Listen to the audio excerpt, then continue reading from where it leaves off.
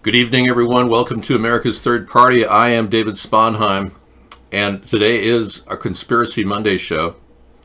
We're going to say happy holidays, Merry Christmas, Happy Hanukkah, all of those things.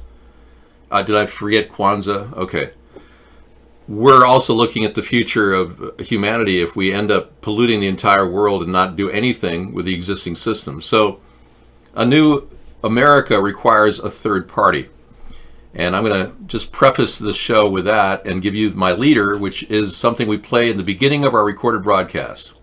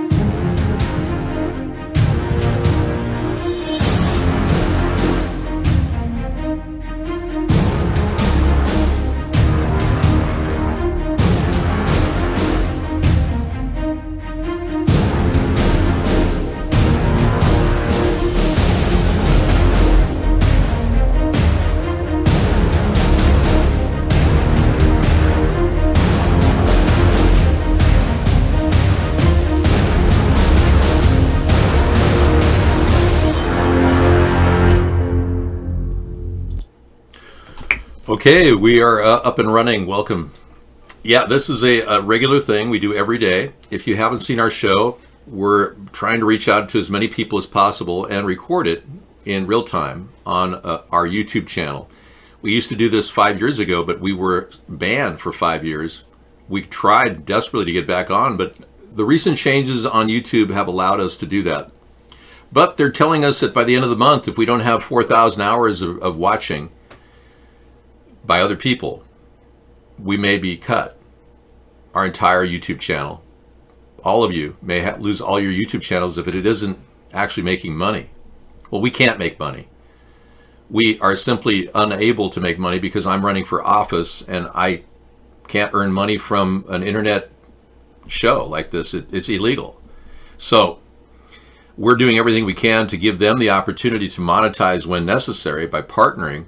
But in no way am I trying to monetize the show, and I've never made a penny off of it. But they want 4,000 hours of people viewing, and I have a feeling we've been censored on YouTube for a long, long time because our hit counters went from 20,000 a week down to 2 in 2009. And you can actually see it. And our subscription count has remained the same in 8 years, which is very strange. That's true also with Twitter. Our follower numbers have remained the same for 8 years. Very strange considering I've spent 30,000 hours broadcasting and delivering people this message to go to @thirdparty on Twitter, follow us there, or this message, which has a link to our YouTube channel at the bottom. All of that is just, how can I possibly just have the same number of followers and subscribers? It's hard to imagine. So that alone is strange, a strange anomaly. Can't explain it. And now a church's nativity has put Mary, Jesus, and Joseph in a cage. Is that sacrilegious? Well, we're not religious here, so I guess we can take a look at that. That story is not the top story, though, but it's kind of funny in a weird way. Yeah, let's take a look here. That's me in the other channel. Let's hope this opens up. I mean, who wants to miss this picture here? A California congregation's display is meant to highlight the plight of refugees and asylum seekers. Oh yeah, I remember this. I think what it's really all about is they're trying to prevent illegal immigrants from stealing the pictures and effigies of Jesus. Yeah, I don't know. That's more likely it. Those are expensive statues. They're not cheap. Yeah, there's no guarantee they're going to sit there overnight. They're just trying to, maybe they're trying to say that it's about refugees, and that's sad. It really is. But Jesus wasn't born in an ICE center with a Mylar blanket over him and zip ties. You're tired of it? Okay. Well, I think a lot of you are getting a little bit pissed off that the Democrats aren't aren't listening to this idea that it's a witch hunt. They should stop it. You Republicans communicate through bold statements like, it's all a witch hunt, it's a scam. You're not really talking with people, you're talking at them. Instead of addressing the real problem. You have 4 chatters on iBlog, and I'm also censored on iBlog as well. Yeah, we're kept down over here. We had 38 people one night. Oh, yeah, well, you just came in because I'm being featured right now. I'm going to remove you. The reality is my shows are incredibly on UHF channels around the globe. Word from the DOJ, the FBI violated the rights of Carter Page and others by falsely investigating him. They didn't. They were investigating Russian interference in our election way before Carter Page. They even warned Carter Page, the FBI did, working for Russia. Also, just out from the Inspector General Michael Horowitz, as anticipated, his long-awaited report on the Russia investigation. Are learning, David. This investigation began in March 2018, so you could say this is definitely a long time coming. No quote right now. That's pretty improper motivation, influence, though he was never charged. Now, also, the report shows, and we have some graphics made, top FBI officials, James Comey and Andrew McCabe, who were at the FBI at the time, they did not act with political bias. The investigation into Carter Page was properly predicated, but there are several, quote, omissions and, quote, inaccuracies in the FISA application. There are 17 significant errors of omission in the Carter Page FISA applications. There was an audit announced today, and this is significant, by the Department of Justice Inspector General to look into the future FISA processes to prevent future errors that we have seen today, and there are some errors. The FBI did rely on that Steele dossier with salacious information about now President Trump for the Carter Page application, but did not press Christopher Steele, the man behind the dossier, for his funding source. A low-level FBI attorney took part of an email from another government official and put it into an email used for the Page application. That did not affect the overall validity of the application. Basically, what we can tell from this document, there are parts that Democrats will celebrate, there are parts that Republicans will celebrate. So while there were problems with the FBI's handling of this warrant, the report today says that there was no political bias nor motivation when seeking this warrant. And specifically, I want to point out the words because this is important. No documentary or testimonial evidence. We're not talking about circumstantial evidence or any kind of evidence, specifically documentary or testimonial evidence. This began in March 2018. The Inspector General, he's had almost 2 years to look over this. The initial investigation into Carter Page, it was called Crossfire Hurricane. That began in July of 2016. A lot of dates here. Don't want to get too many people confused. This is posted on foxnews.com. People can check it out. Those are the key highlights from this report just released a few moments ago. All right. Thank you for that. We've so not a big, huge triumph for the Republicans in their effort to claim this is a witch hunt. Again, another failure there. But of course, you believe that somehow this is all fake news and all done by the deep state to attack Donald Trump. I argue that Donald Trump is the deep state, that he is a puppet of the deep state. And they want to know the funding source. Well, it's really irrelevant, the funding source of the dossier, when the real problem is the media has not even discussed the truth about the dossier. The media, the mainstream media, won't even talk about this. The guy who delivered Christopher Steele the dossier died right after he handed it over. His name was Oleg Erevinkin, and he was a top FSB general who handed it over, and he died right after he handed it over. So if this isn't the smoking gun that Putin controls the narrative, I don't know what is. Yeah, ex-KGB chief suspected of helping the former MI6 spy Christopher Steele to compile his dossier on Trump may have been murdered by the Kremlin and his death covered up. Here's the story if you want to follow it up. This is the only piece of evidence that really is important, I think, and has never even been discussed. Unban me to prove what you said. Well, you're George Censor. You banned me on. Well, what is your name, George? What is the name George Censor? Is it just George Censor? I'll unban you if you're concerned. Yeah. Is this what I should do, George?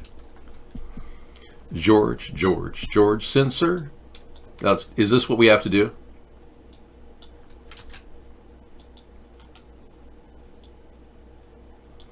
Is that what you want me to do?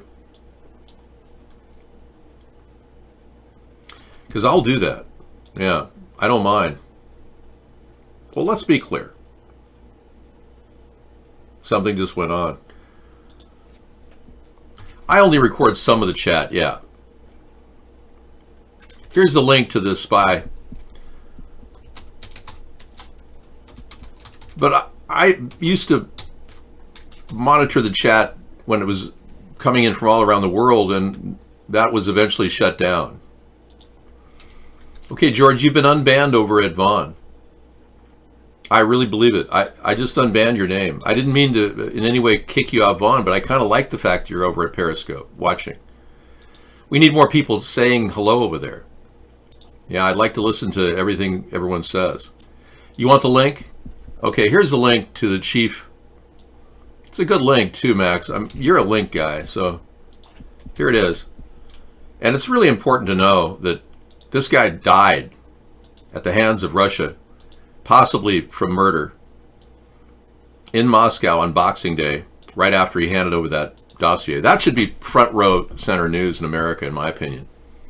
That shows a complete willful attempt by Vladimir Putin to suppress evidence.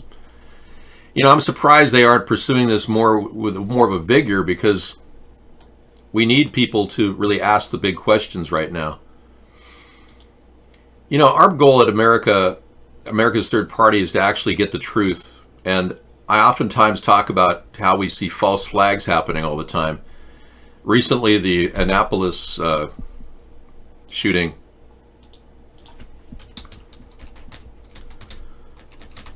Leaving 2 dead and the shooter dead as well. 18-year-old Sandy Campos killed. 15-year-old boy injured. We ran a search for one of the young men that died, and his name, Jared Caleb Johnson. We searched for him in Pensacola, Florida. It's the Pensacola shooting, sorry. We looked for his name. It didn't exist. Why is the Pensacola shooting being investigated as a terror attack? Well, they claim the Saudi Arabians did this, and the guy killed himself. It's very similar MO as to the Saudi Arabian attack on the 9/11 Trade Center. It has all the same earmarks of that. And if you question the authenticity of that narrative, as I do, you have to ask yourself, is the government trying to shut us down? Our Vaughn show is down. Is video down here?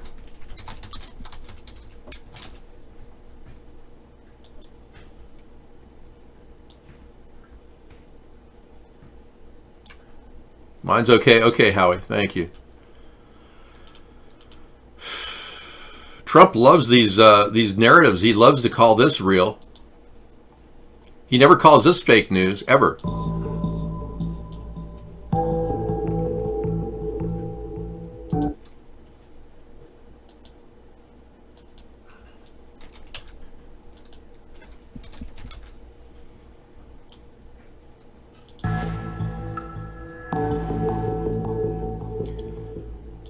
They're still painting this picture as some sort of a terrible Saudi Arabian connection.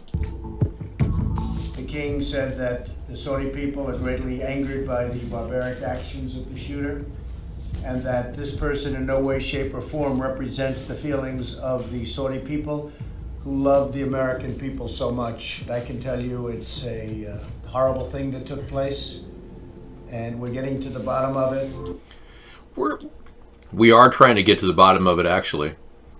There is no blood evidence that we've seen so far. We did see some strange events going on that, you know, people moving around, but no blood evidence. As in all these cases, we need to see blood evidence to verify that they happened, and we haven't seen any. For the past, 50 different events in the past 10 years, we've seen veritably no evidence of anybody dying. Real evidence. As much as we'd like to see that, it'd be great, but the only open casket funeral in 10 years and over 50 different shootings in America and around the world even is the pastor Clemente Pickney.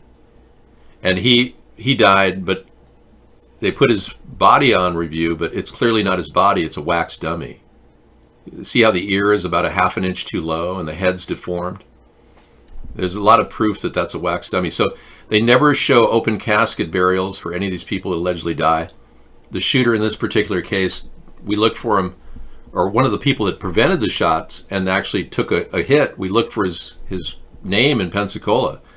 And Jared Caleb Johnson doesn't exist. There is no person that lives in Pensacola and hasn't lived there for a long time. So again, using this concept, we need to verify all of these events in order for us to really believe them, because we can't just take the word of some corrupt police officer saying what he's supposed to say because it's a crisis event that goes live. Well, I won't be hiring billionaires like Trump did as cabinet members. That's a disgrace. Trump hired 6 billionaires. Oh, you're Firefox Online? Okay. Oh, okay. I didn't realize you were giving your name away. Okay, I don't mind having you in here. I don't know what you were posting earlier, but I'm in no way trying to prevent you from using your free speech in the room. Now, if you abide by our rules, you can hang out with us. The rules are you can't denigrate me personally or anyone else in the room. Okay, there you go. You're unbanned. I understand. Thank you. I want you to be able to come in and express yourself. We've got viewers for the past 11 years that come in. We just had Rux in our show in the pre-show. He called in. He's been from the very beginning of our show, a big part of our show, and he's one of our ops over at iVlog. So we get calls all the time from regulars that love our show. And anyway, I recommend if you want to lose weight, a pink grapefruit, a half of a pink grapefruit. The full pink grapefruit is too much acid. And then follow with oatmeal, or do the oatmeal first, or pink grapefruit first, then oatmeal, because the oatmeal is going to neutralize the acids. But what the pink grapefruit does is it eliminates and get organic oatmeal too. Very important, because they're using oatmeal as a cover crop with Roundup now. Even though oatmeal is not GMO, it's non-GMO, all oatmeal is, but they're using it as a cover crop. So there's a lot of glyphosate found in a lot of your standard oatmeal products now. So you go for the organic oatmeal. But the pink grapefruit is a bioactivator, and it will help you lose weight if you're trying to lose weight. If not, just a good solid oatmeal breakfast is good for you. They say it reduces cholesterol, and it helps clean your body out too. Good roughage as well. But no butter or grapefruit if you take antibiotics. I didn't know that. Good to know. You know a lot about your body. Maxed Out Credit is our co-host. Just a person who wants to be on camera can do that. We have ample spaces for our show to have live cameras over at iVlog. But Max has been building up himself up after years of recovering from a stroke, and he's been doing very well physically. And I applaud your effort. Staying healthy is so important, and health is almost everything. Last week we talked about the greatest thing in the world, and it wasn't health. Ironically, it was love. Health comes second to love sometimes. Love is the greatest thing you could ever have in your life. If you have that, it makes having a health problem a lot easier. I've been doing campaigning every night. I campaign every night. I can't campaign around the country because I'm being censored. And I don't have any donations to fund a campaign drive. I've been doing this because this is the only free venue I can use without traveling hundreds of miles across the country and sitting there with a sign saying, help me support myself in this campaign. And plus, I've had over 1,000 death threats against me. So unlike many candidates in the Democratic Party have hardly any death threats, I've had over 1,000. So it becomes almost impossible to travel. So if you are taking any medication for depression or blood pressure, check with your doctor before you eat grapefruit. Okay, that concurs. Max concurred the same thing with antibiotics. So any medication for depression or antibiotics, don't eat. So apparently, if you're on medication, you shouldn't even eat any grapefruit. Good to know. Nobody wants that penis probe. Well, you're in the midst of the healthcare nightmare, Max. You've lived it. You've lost over $500,000 just getting better with expensive treatment plans. These doctors are just practicing on us like a bunch of guinea pigs. We're the guinea pigs. They practice on us, acting like they're the gospel truth. And then they charge even more in every year, and nobody in the Democratic or Republican Party wants to deal with that. The rising price of healthcare is a conspiracy. It really is. Okay, say goodbye to the dome. Merry Christmas. Let's create a new personality here and start again. No, I've never met that person, Howie.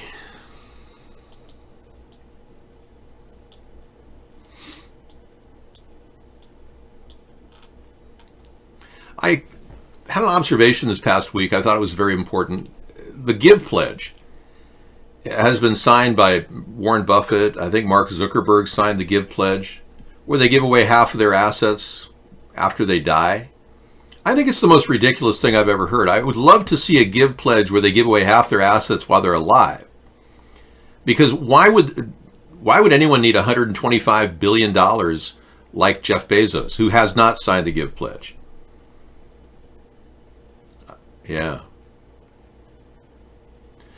They took away Zantac, yep, and recalled all the Zantac products because they had an incidence of like 1 out of 8,000 people got cancer from it. Yeah. Zantac's off the market. I don't know if Prilosec is, but if you're suffering from acid indigestion, don't eat a grapefruit. Don't eat anything really acidic. Yeah. Stay away from tomatoes.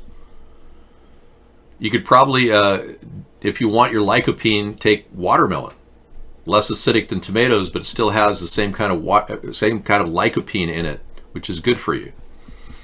Chris Wallace says allegations against Trump far broader than the Clinton administration, or impeachment rather. Chris Wallace, the puppet that continues to speak, the mainstream media puppet, making statements to this effect. Whatever. The Republicans are going to vote their party line. They insist Trump did nothing wrong. It's all a witch hunt. That's pretty much their byline. They refuse to refute any one statement from anyone.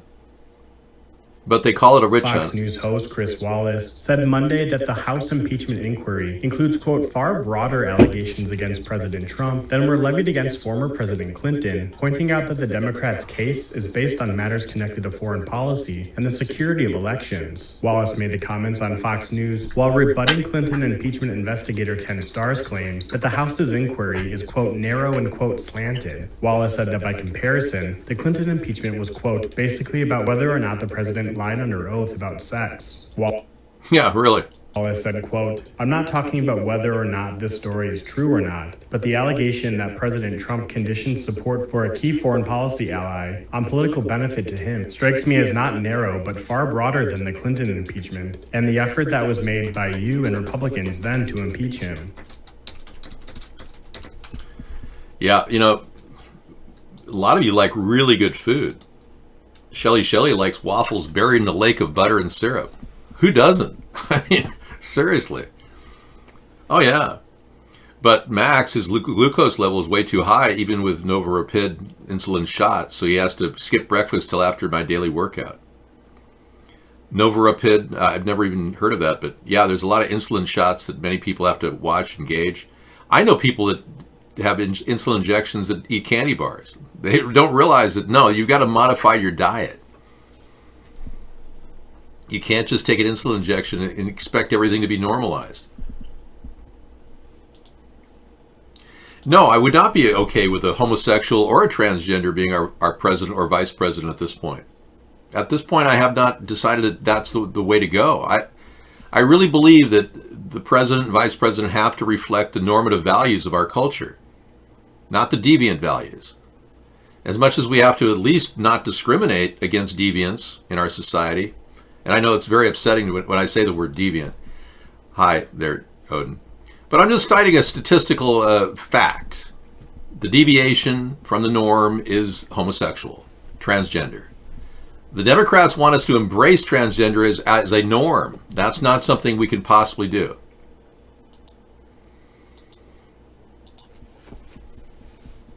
So you quit drinking, no longer need Zantac. Excellent. So Pennsylvania Ducky is following a very strict regime where he's cutting back on that very acidic thing called I am on air. They're cutting back on alcohol. It's true. When you stop drinking wine or beer or hard liquor, your body becomes less acidic. Guaranteed. Good night, Gordon. Get some sleep.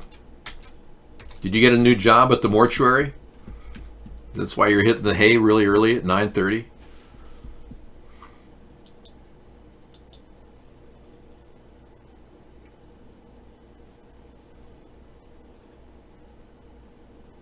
Okay, I'm going to Google this person and ask, are you looking...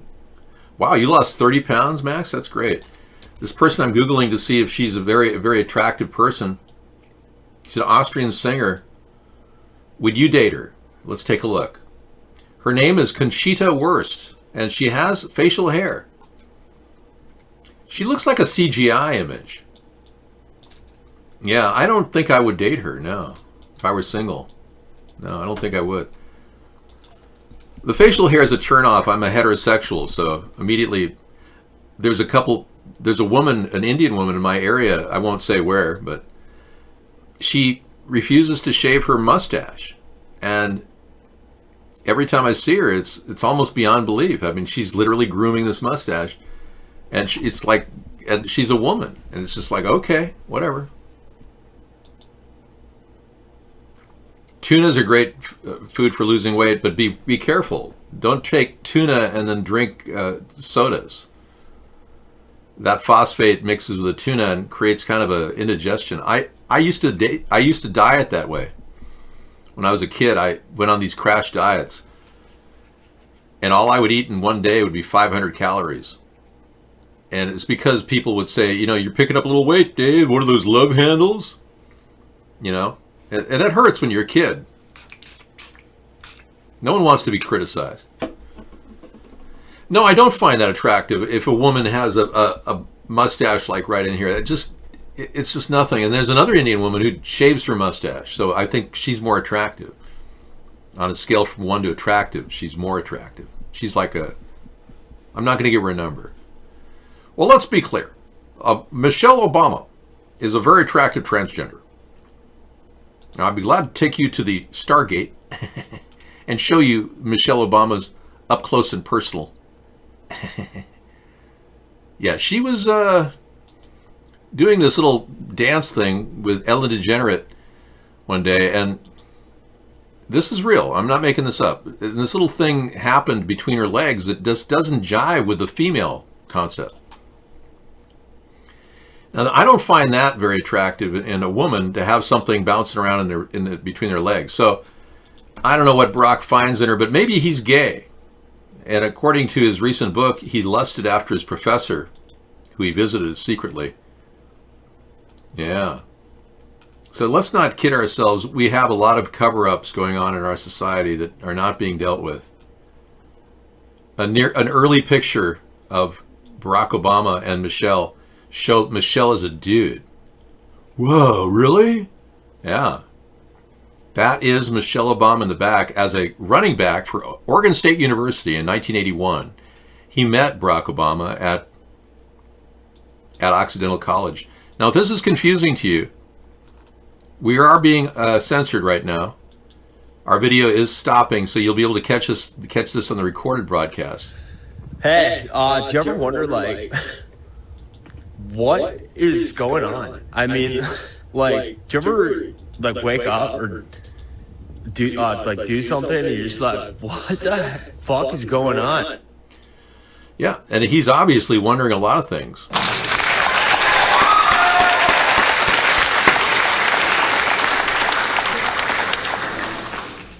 I want everyone to know that their signal is interrupted because they are censoring everything I'm talking about right now.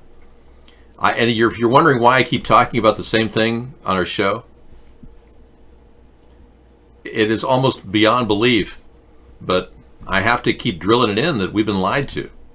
In order to justify a third party, we absolutely have to be very clear that we are being lied to by the two-party system.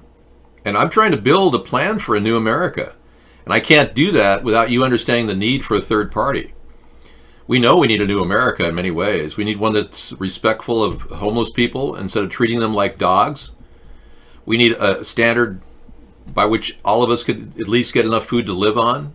And I'm recommending the $500 a month deal. He does look a little like Bernie Madoff. Yeah, look at that.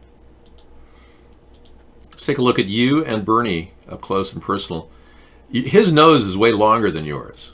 You've got more of an Irish nose. Are you Irish, Max? Bernard Madoff with $70 billion. No, the third party unites the country. Ironically, our country is divided right now, and because I don't support gun control at all, this is a uniting effort.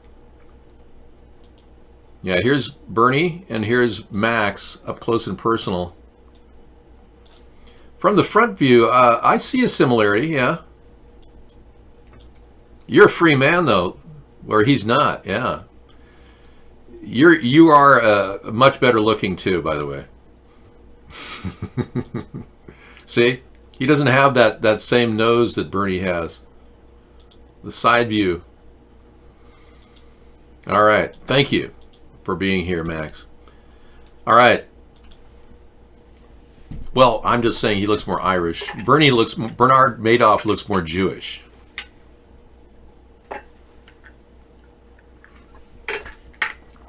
Right. The third party will enhance debate. I'll be open to both the left and the right.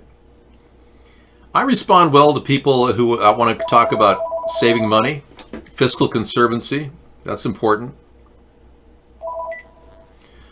Hello. Good night. Yeah, go ahead. What's your question?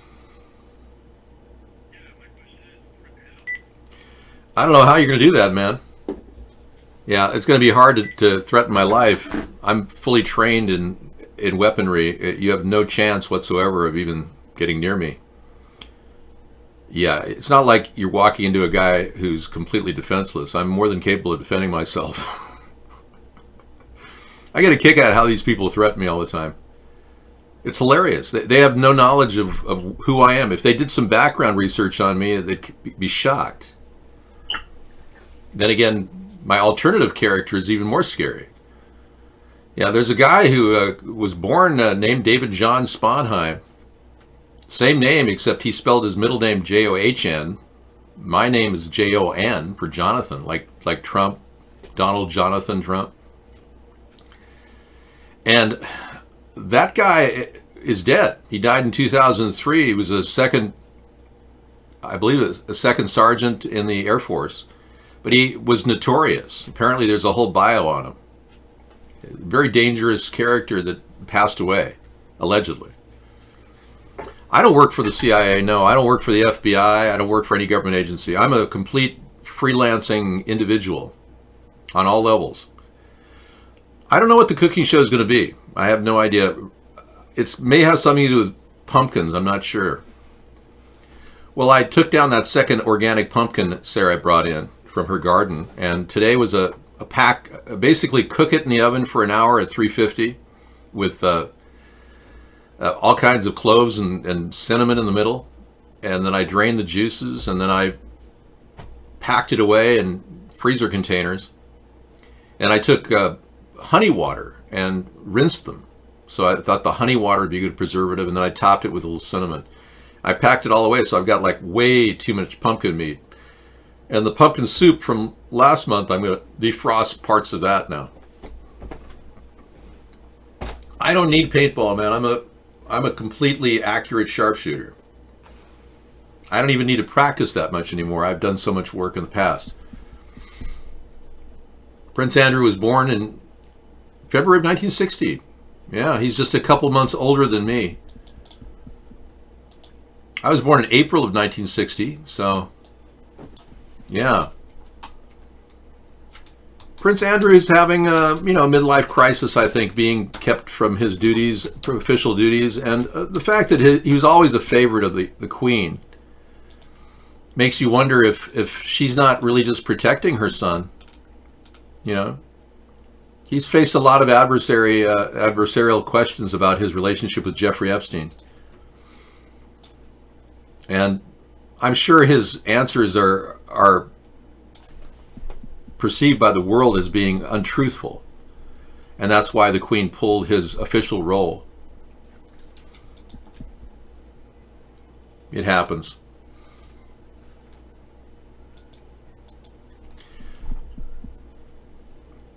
With all those death threats, you'd be concerned? Oh, well, believe me, even with bulletproofing, there's always somebody who's going to try to breach your safety zone. And when they try to do that, you just blow their head off because there's no way out. It's the only solution. It wouldn't be very hard to blow somebody's head off trying to come in your front door. I mean, if you're trapped and there's no way out, and you're trapped on all sides, you have no cause. The only solution is to, use lethal force.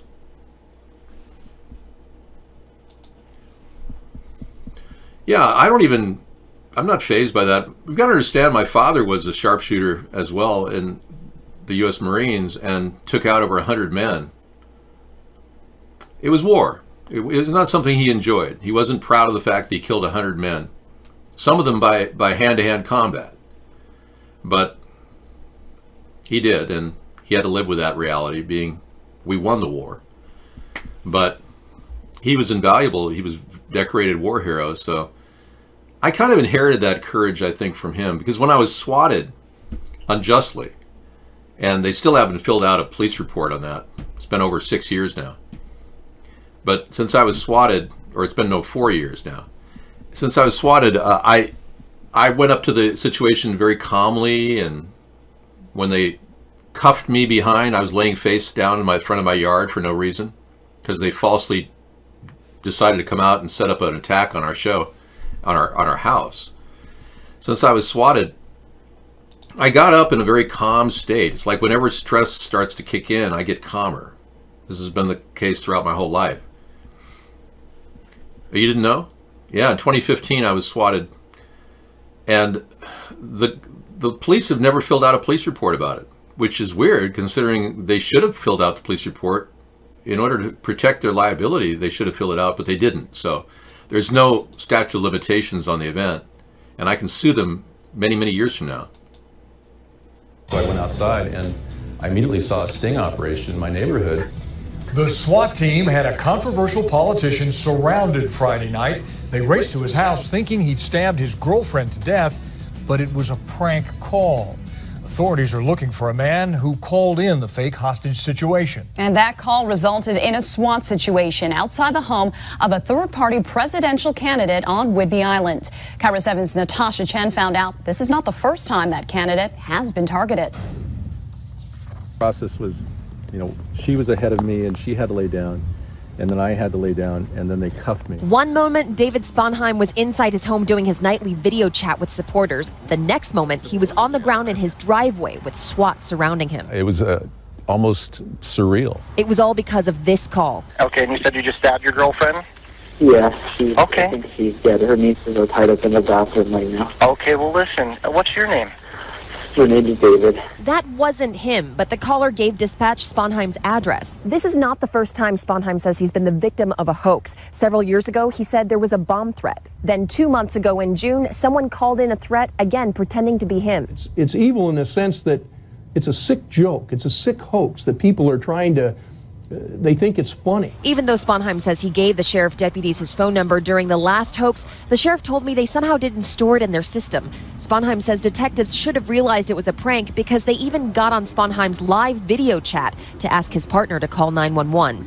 I asked Sponheim whether he's being targeted because of videos he's done in blackface. It's ironic people don't understand that this country was founded on and predicated on freedom of speech, and my right to impersonate the president was paramount. But he and the sheriff are frustrated at how these pranks wasted important resources. You can't possibly expect to get away with it. There's a lot of weirdos out there that are going to come out of the closet thinking that they can take a pot shot at somebody like me. In Oak Harbor, Natasha Chen, Cairo 7 News.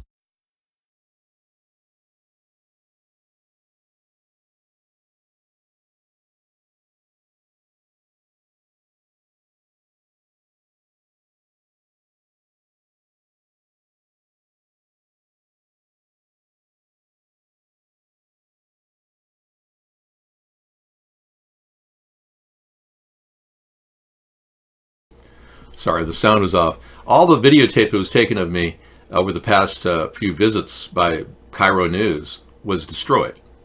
There was a really good quality video. I put over 40 minutes of conversations with them talking about my issues. They never showed any of that. They just characterized me as a blackface politician, which is absurd, considering I had every right to do a blackface impersonation of Barack Obama in 2009 and in 2014. It's protected by free speech. Why wouldn't I impersonate a bad president? Yet they characterize that as racist. Now, Justin Trudeau just won re-election in Canada with a similar blackface that he'd done in his youth. It's ridiculous to roll a person over the coals and deny them their freedom of speech. Okay. Denied their freedom of speech. I'll keep that in mind, Final Dream. Thank you.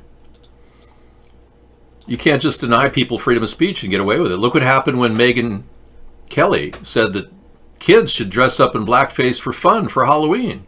She lost her job, and they immediately then she sued, and she got $40 million in exchange.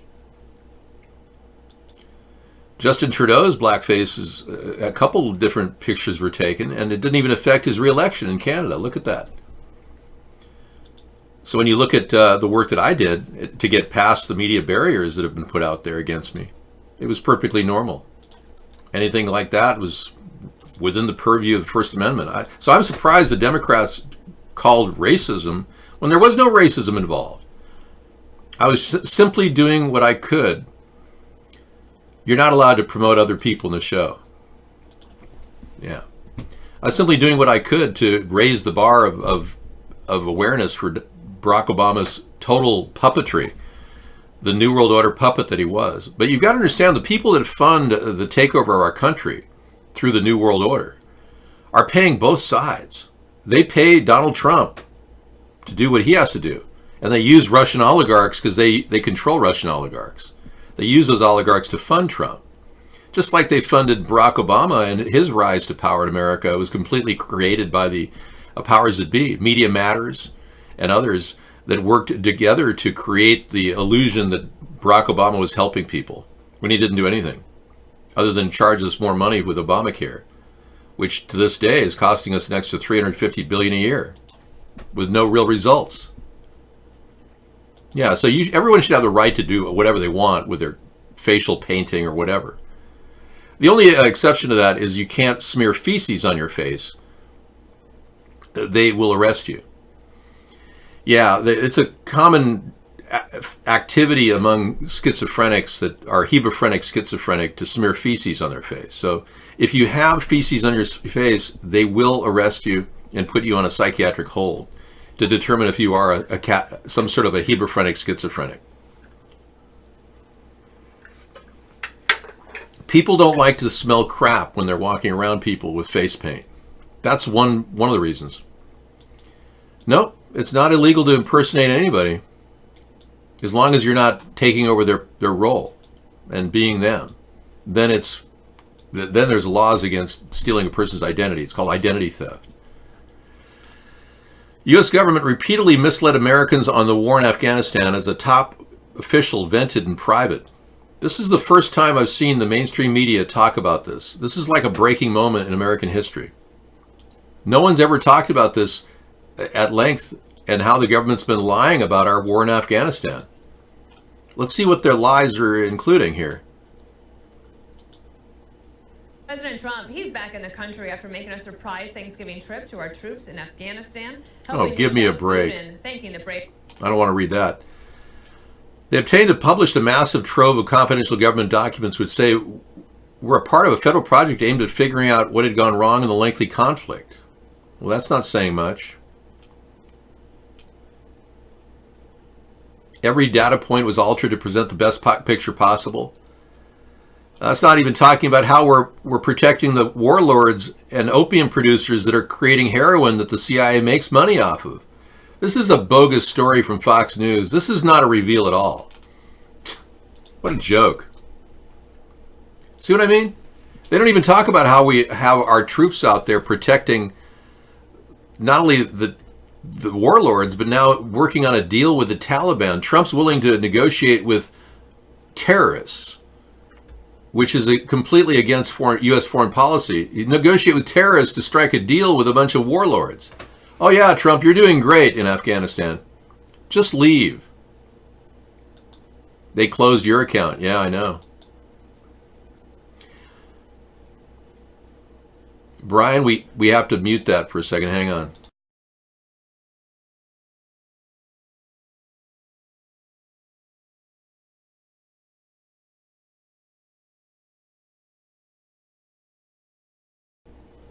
Okay, Brian has a good link. They've got pedophile symbols hidden in plain sight.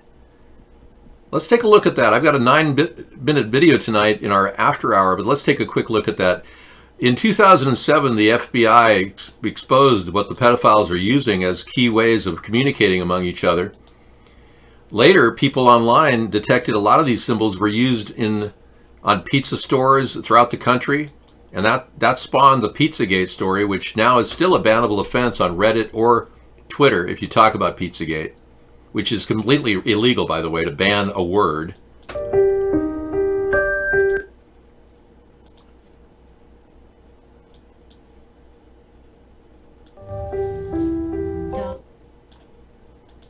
Weird stuff. Yeah, this looks like your usual pedophile symbol video. I'll play that tonight in our show. I don't know. People are being banned all over the place.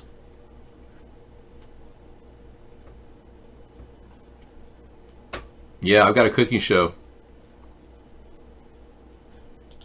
Let me take.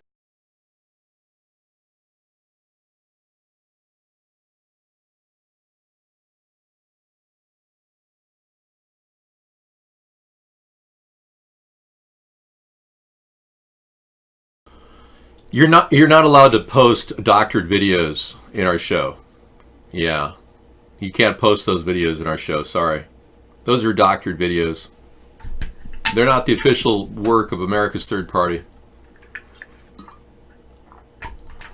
What's happening tomorrow on YouTube? More banning because you literally lost 500 MGTOW channels and about 2,000 conspiracy channels. Any link to this? I think so, yeah. It's a massive cleaning of America's free speech, and it's a ruining of our rights to share our views on differing views on YouTube. It's sad, really, what's happening. And the CEO of YouTube made a public appearance on 60 Minutes that looked like she was so haughty and cavalier and had such entitlement that she could just broadly say that she could pretty much kick anything she wants off of YouTube, and does millions every single week, millions of videos. Yeah, the YouTube video of December 1st, we visited the company's headquarters in San Bruno to meet Susan Wojcicki, the 51-year-old CEO in charge of nurturing the site's creativity, taming the hate and handling the chaos. But far from that, it's just pure censorship. And they're trying to suppress the dialogue of the American people, which is why we have such stupid idiots like Trump and Obama as our president. Obama wasn't too smart either. They just read teleprompters. In the case of Trump, he can't read, so he just has a teleprompter in his ear. Well, Yeah, it's all fake news. He only has to remember a few words too. It's all a witch hunt. It's all fake news. It's all a scam. Did I tell you it was a witch hunt? It's all a scam and a witch hunt, and it's fake news. I repeat, fake news, witch hunt, scam. That's all he knows how to do. No, I like the fact that Trump has a personality. I do. I just don't like his personality. I think he's a pompous, self-important mommy or daddy's boy who grew up in a native environment of getting his way. I don't see how you couldn't see that. You'd have to be brain dead or a traitor to our country to think that he wasn't taking money from Russia, which he clearly is. That's why he's hiding his tax returns. I mean, it's a no-brainer to realize that Trump is acting like a guilty person right now in every way.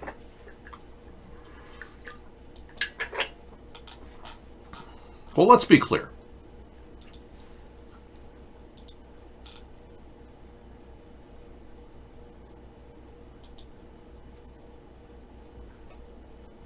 Ugly tranny twerks on car.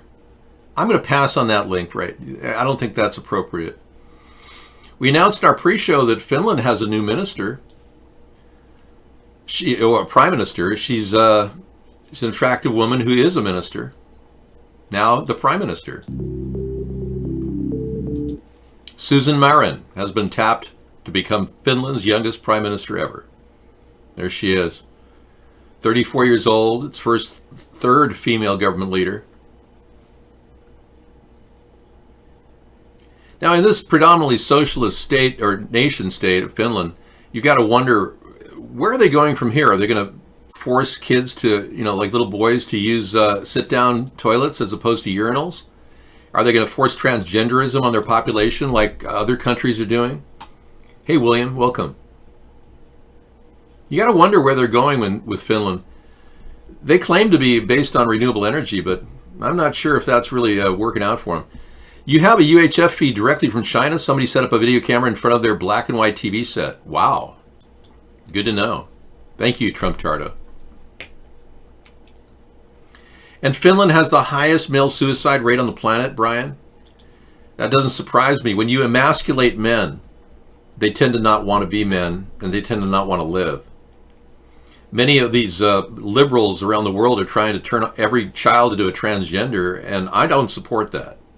I want people to know that I don't want to discriminate at the government level, any homosexuals or transgenders, but I don't want to force that same rule on the private sector. I don't think it's even within our scope to litigate in that area. If people want to pursue discrimination cases through civil court, they can certainly do that, but I don't think forcing people to hire anybody of any gender is a requirement, and it certainly won't help business. You can only imagine what it's going to be like for somebody like a mom and pop coffee shop having to, hire a quota of transgenders on their staff. It can affect their business.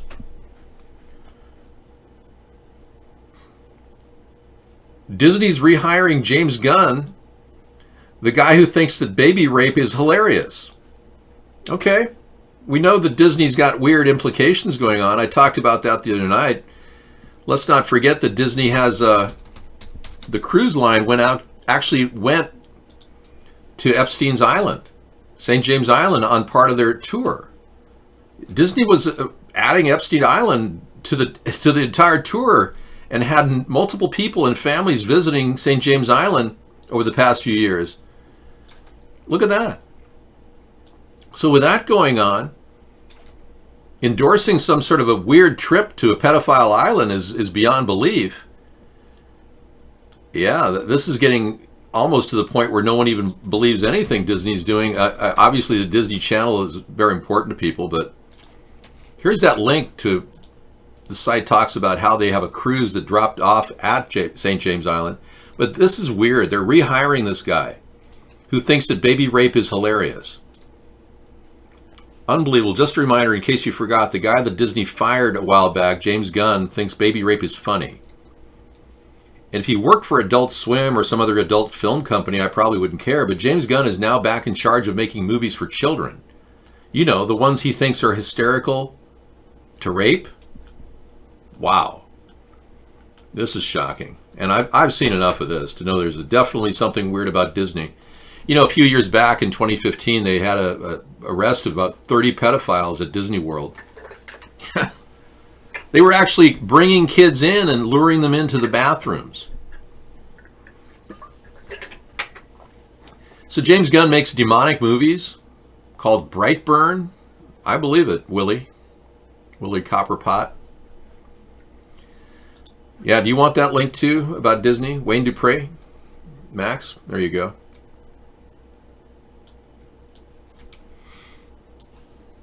Okay, we got another thing here. So Sarah's not home yet, but she'll be home probably in a while, hopefully. Oh yeah, I heard about this. LGBT pride parade advocates say children like to see nakedness and kink.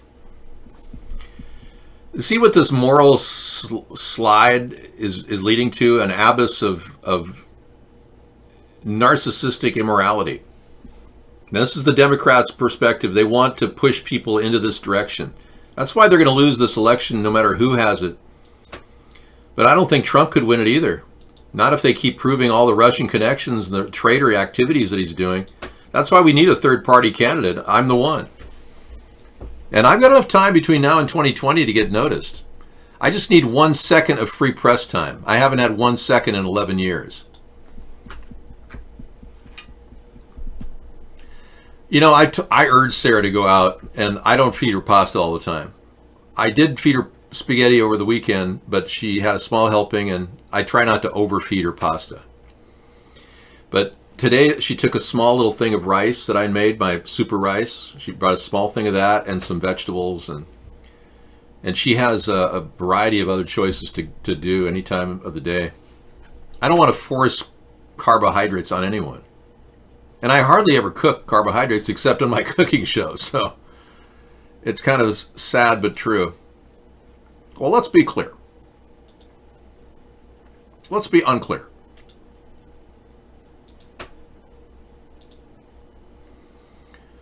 Facebook, I showed this in the pre-show. I'll bring it to you again. Pick out one of the kids that complained that her childhood was stolen out of this picture. Yeah, you got kids carrying rocks and holding firearms and digging ditches, making bricks, sewing in a work camp. And then you got Greta riding on the Prince of Monaco's private yacht for free to America. She's the one. The answer is Greta, the girl who had her childhood stolen from her.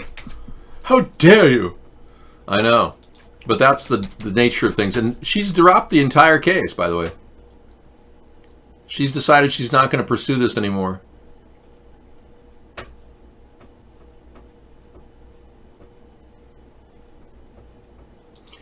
Yeah. She says we've achieved nothing.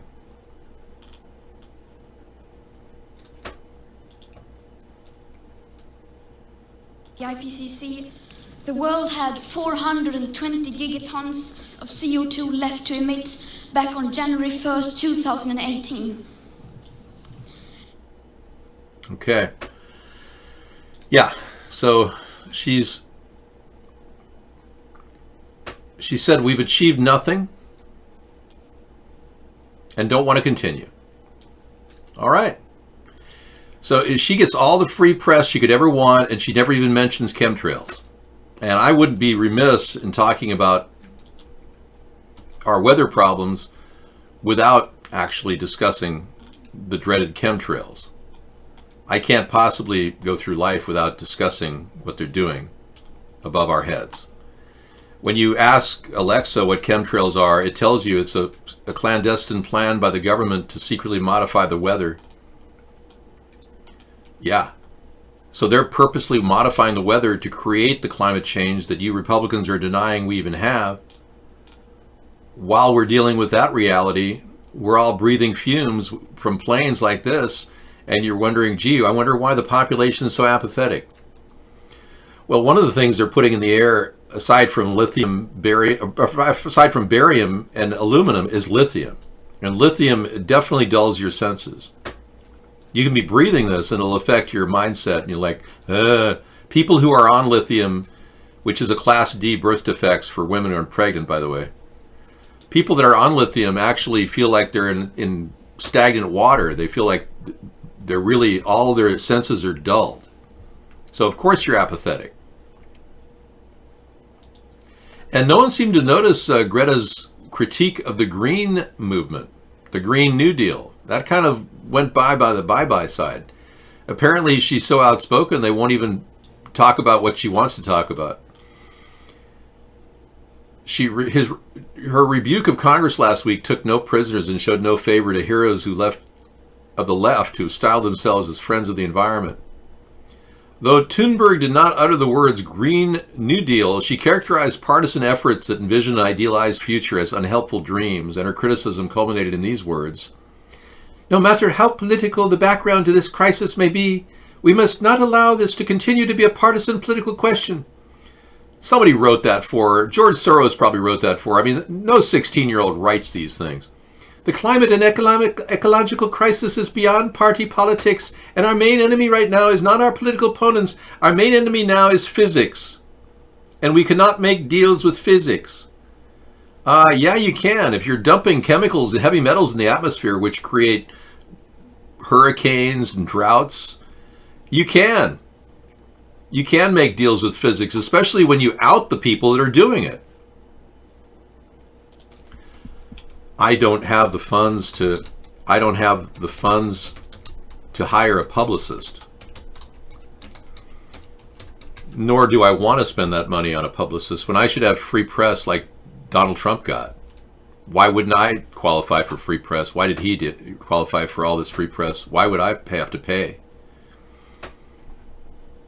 Yes, Trump will be impeached in the House, and I believe he may be impeached in the Senate if they put together a secret ballot.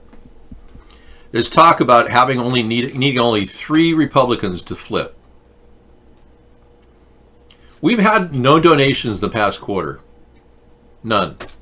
So it's not like people are donating to our party. I have a donation button at PayPal, but we're not sure if it's even working. We have people tell me they make donations, they can't even get a donation through. So we could possibly be completely shadow banned on PayPal as well. Very suspicious. When asked on the spot, Greta can't even speak. Right. She simply needs a script to speak. Good point.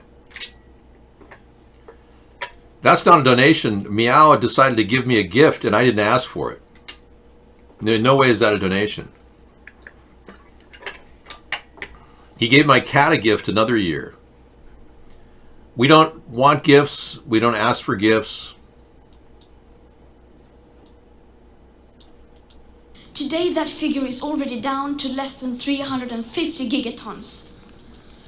How dare you pretend that this can be solved with just business as usual and some technical solutions? Well, technical solutions might be good if we didn't have cap and trade in our way, which is what she's promoting. Technical solutions would be great. I support solutions like air filtration for our air.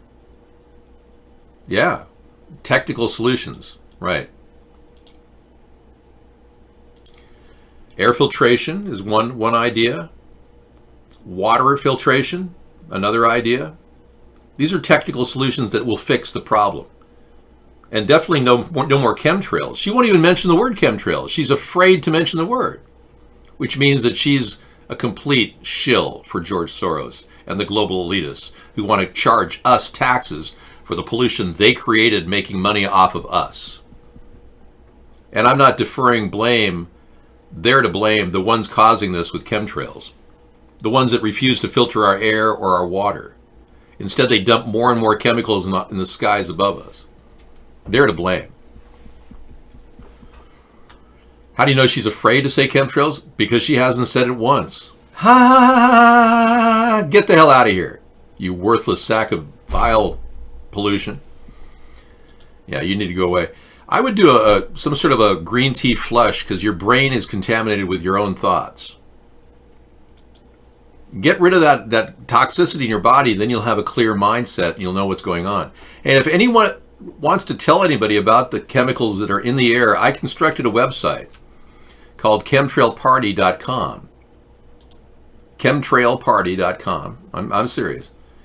And you can go there and check out how toxic this stuff is and how it's depleting oxygen from our plants, our valuable plants. And it's used to create weather warfare, which includes droughts like in California and in China, hurricanes, which happen almost in a weird way now in ways that never happened before, like Hurricane Sandy, and more recently the hurricane that hit the East Coast. And then earthquakes. They can create earthquakes with this kind of manipulation of both radio frequencies and heavy metals in the sky. There's even ample evidence to suggest that the earthquake in Haiti was caused by man. You know the earthquake that killed 339,000 people in Haiti? Remember that? The one Bill Clinton and Hillary Clinton profited from big time with $5.4 billion in donations, and nobody's called them on it, not even Trump. That entire Haitian earthquake was preceded by a blast of light that looked like almost like a ball of fire. It was recorded over the skies of Haiti 5 to 7 hours before the actual event happened, the earthquake. You're wondering, well, what was that all about? How could they burn some electromagnetic ball of fire? Well, you can actually take heavy metals and form a circle and a sphere in the sky by triangulating radio frequencies. You can gradually, it creates like a vortex of energy that pulls the heavy metals in and charges them and makes them attract like a magnet. So this is what happened over Haiti 5 to 6 hours before the actual earthquake that killed 339,000 people. I don't have that. My hard drive's down. Anyway, suffice to say, it did happen. Yes. Yeah, my hard drive's been giving me some problems. I'm going to have to do some work on it. Yeah, we can talk about Trump. No problem, yeah. Triangulating radio frequencies with heavy metals can create balls of fire. What it does is it heats up the lithosphere, the ground under us that has water in it. And when it heats it up, it can fracture, or it can even freeze and fracture, or it can heat up and boil. Either way, it can fracture the Earth's crust, creating a massive earthquake that could definitely kill 300,000 people. But the chemtrailparty.com site is available to you. Go there and you can go to the top of the page and click the link button. And that takes you to a whole series of links, all of which are very, very apropos and give you valid information. And a lot of them go deep. You can go in, you do videos and all kinds of things. And they show you all the ample evidence. All right.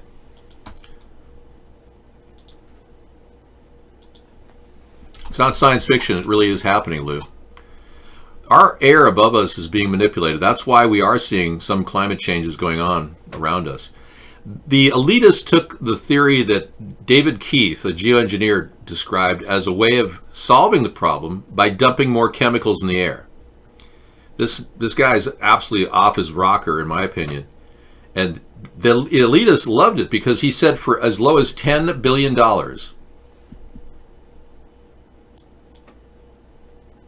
why would my heart be giving me problems?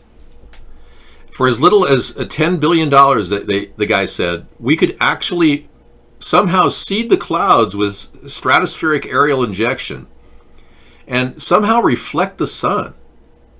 And he sold them on this. And in the process, cool the planet down and push the heavier metals to the northern and southern latitudes so they'll burn up in the sky. That's what he said. Well, for one, aluminum oxidizes within hours of flying in the air and becomes black. It doesn't have a reflective surface, so that's a downer size. That's an idea that doesn't work. And there's no proof that the heavier metals will go to the northern and southern latitudes and be burned up in the ionosphere. There's no evidence of that. Everything he said is ridiculous. It's like we're going to somehow put more crap in the atmosphere and that's going to clean it up. It's the same logic that goes into the statement that the only way we could achieve peace is by having more wars. And believe it or not, that's what Henry Kissinger said. Henry Kissinger said that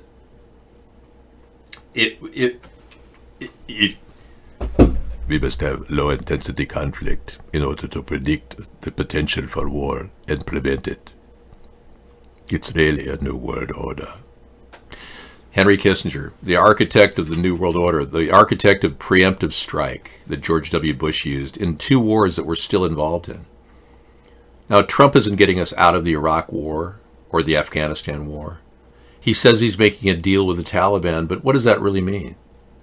Are they going to go back to no rules for young women to get degrees in education? Because the Taliban refuses girls education. I mean, really, when we allow or make a deal with the Taliban, it's like making a deal with Kim Jong-un. How well did that last? Kim Jong-un is now firing missiles off, and it's upsetting Trump because he doesn't want to see missiles going off in the air. Trump thinks he has a deal with Kim Jong-un. He didn't make any deals at all. He made it some glaring generality that, of course, Kim Jong-un signed, just like his father, Kim Jong-il, signed.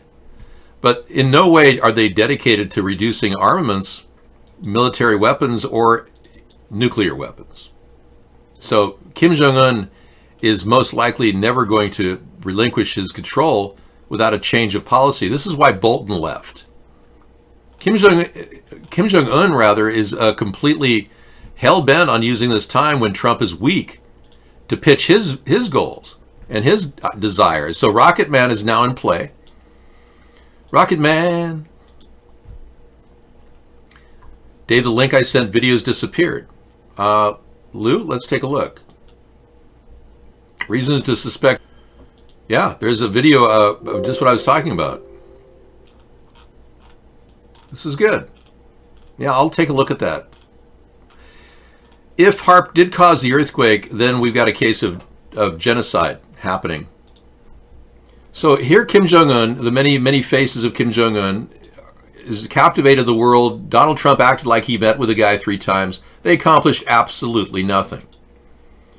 Not one effort by Trump or Pompeo to strike a deal on denuclearization.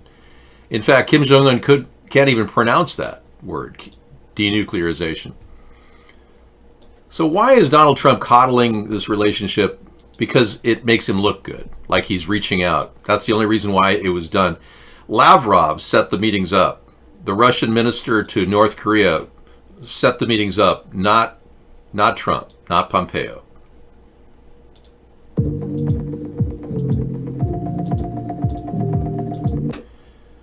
Is Greta a time traveler? No, we don't cater to that. I look more like the time traveler than Greta. Yeah. I've shown a comparison of the faces here, and clearly that's my face. It's not Greta's face. Yeah, I know that sounds ridiculous, but I don't mind saying it. You can clearly see that I'm the person in the picture. No, I'm not saying I'm a time traveler, but it's ridiculous to assume that she's somehow a time traveler. You know. You can see the resemblance, right? Automatically. Here it is. Checking.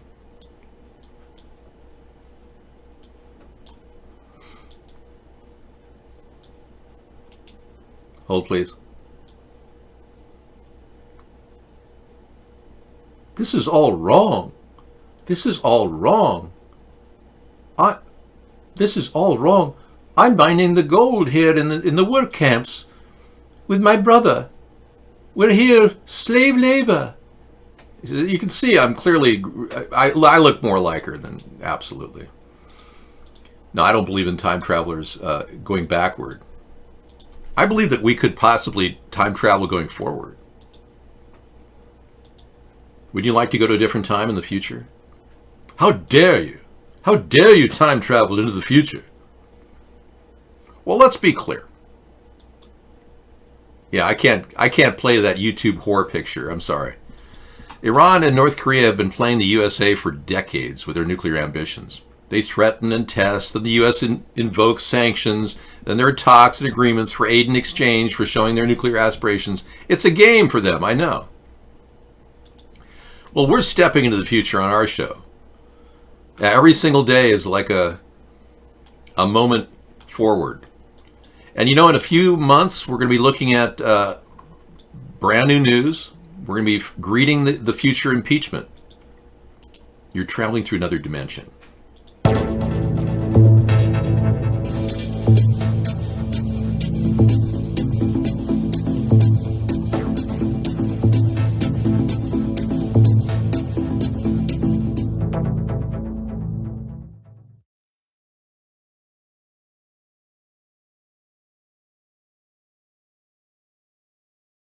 Impeachment is on the horizon, everyone. We're definitely going to be seeing it like I predicted a long time ago. I've been saying everything, and all of it's coming true. People have been watching my show for 9, 10, 11 years, know that what I'm saying is actually, at this point, prophecy. And I'm not trying to be a prophet. I look at all the different variables and say, what's going to happen? And I've been right 100% of the time. I was even right that Trump would never be able to repeal Obamacare. They tried 3 times. I'm not a prophet. I'm just saying I have these prophecies that keep rolling out. I have lost a lot of weight in many ways, mostly just water weight. If you stop eating a lot of salted foods, you lose water weight.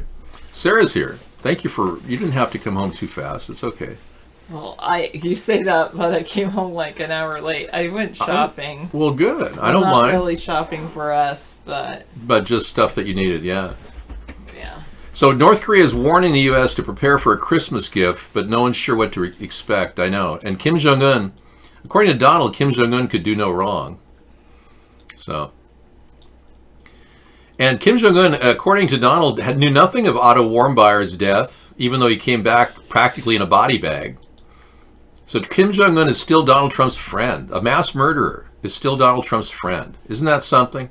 Our president embracing a mass murderer. He's killed over 350 people that we know of, and locked 100,000 in daily in prisons.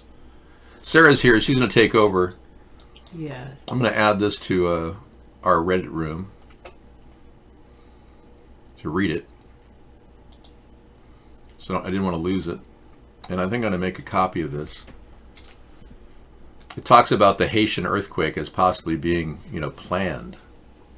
We already did our chocolate shopping last a week and a half ago, a week ago. Yeah, we went. So, not chocolate shopping. We did do chocolate shopping. No, we did. We got you gifts for chocolate because we get the Belgian chocolate at Trader Joe's, and we kind of had to buy it in advance because Sarah likes chocolate, but I wanted the less sugar chocolate, so we did that. I got some cat food. I got some aspirin. Oh, you got more cat food. Okay. They have a sale on Frisky? No, I was shopping there for other things. Okay. Cool. I'll tell you about that later. All right. I'm going to go ahead and let the show go to Sarah. I'll be back. I'm going to make a little dinner, and you can enjoy her company. Okay, and I don't have the YouTube show I know. Chat room up. I can see that. Yeah. My fault. I know. It's like, I see that, David. I realize you don't have the YouTube chat room up. Don't worry. I'll fix it. Hello, Matt King. Hi. Is it like Mattress King? Is that short for like that? Or is it just Matt King? There's always time for chocolate shopping, or at least chocolate tasting, indeed.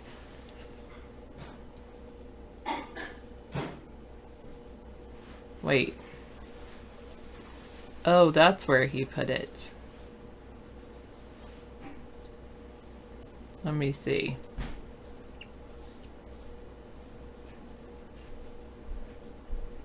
Have a good show. William and Jean Nightcloud. I don't know if you are in here or not, but anyway. Alright, hey William, 420. if you said hey to David. I don't know how long that ago. That was 28 minutes ago. Never mind. Okay. I just got to get all of my...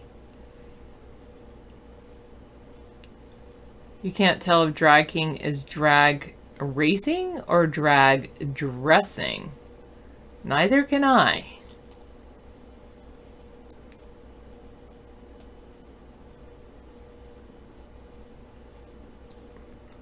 Oh, thanks Jean Nightcloud for watching over at Periscope. Yay.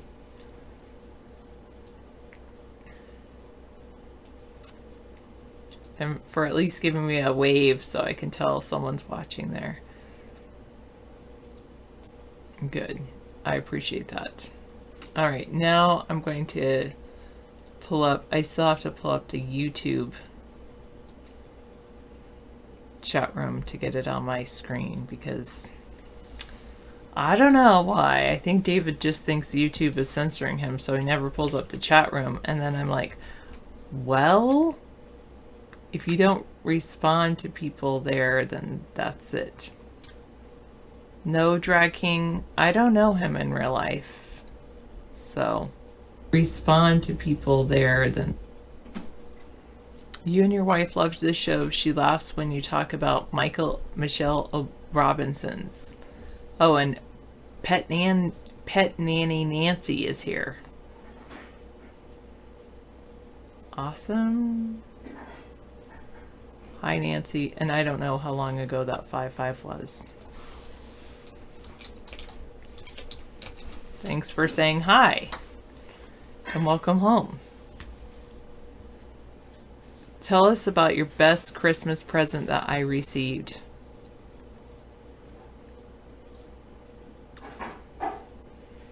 Well, one time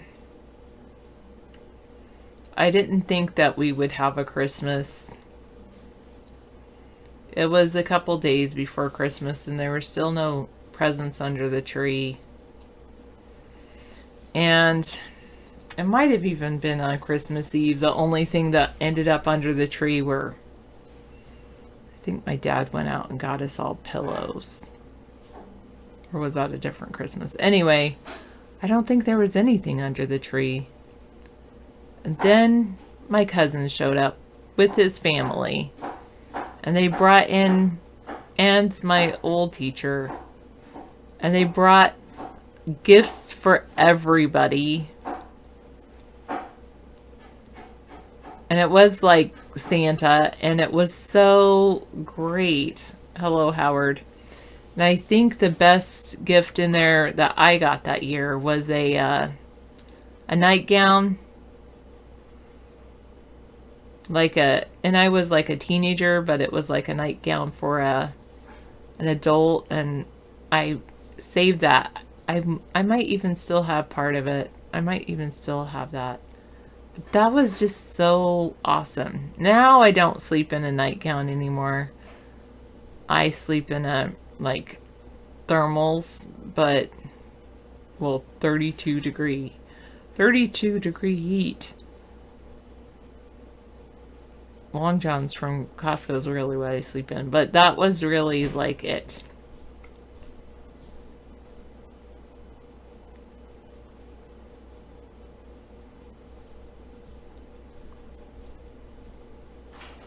Wow, I'm tired. Oh, okay. Yeah, it was like a Christmas miracle. Another year, my grandpa sent us each like some money, and my mom went out and got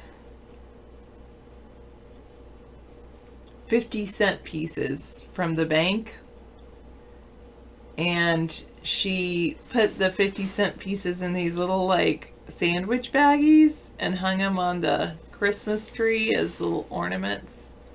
And we each got, I think we each might have only gotten 1 or 2 50-cent pieces. But we lived next to a mall, and I was able to walk over to C's Candy, and you could buy these sticks for, I think it was 3 for 10 cents. So I was able to buy some of those candy sticks. They were like, they looked like candy canes with the tops cut off, but they didn't always taste like candy canes. You could get different flavors.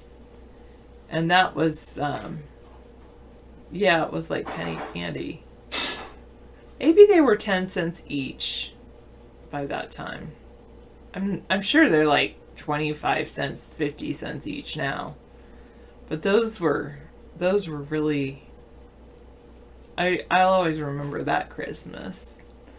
There was a Christmas that we all got pillows, but I think somebody else came through.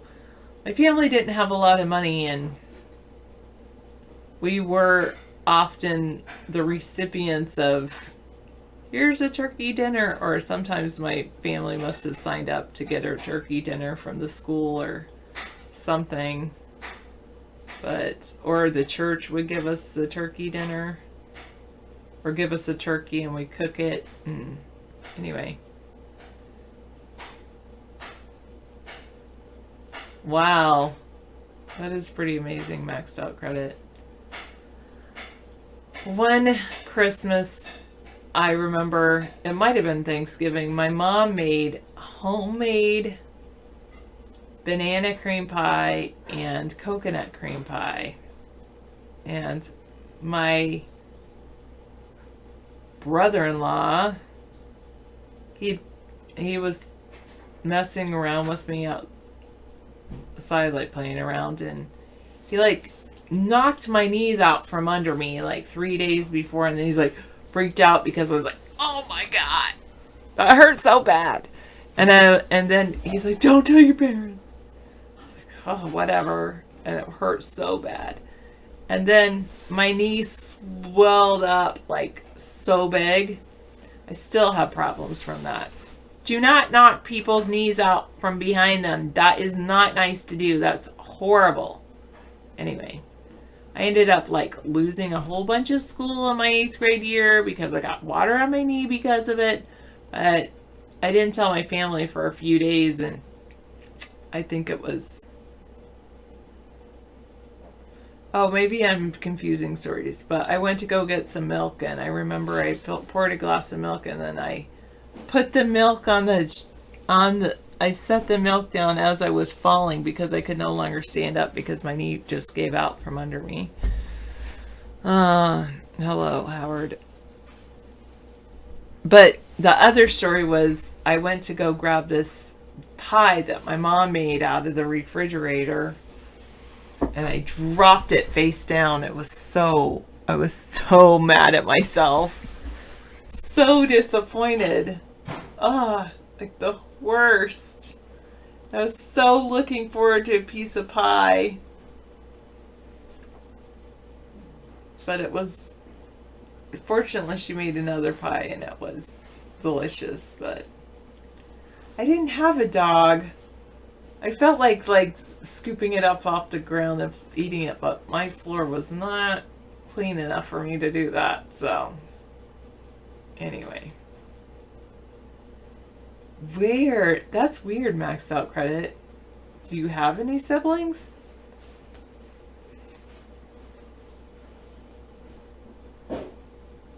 Good for him, Tiggin. Good for him. That's how I would feel about it. Like, I don't really care. Yeah. I'm okay with that.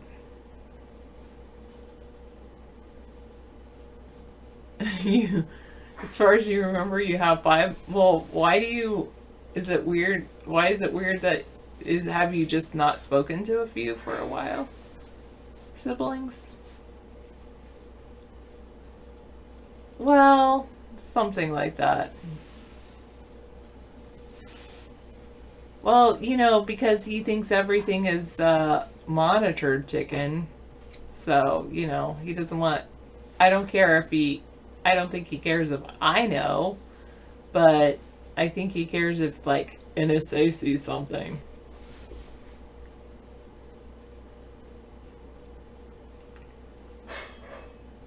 You can't remember your siblings? You have no memory of them? Wow.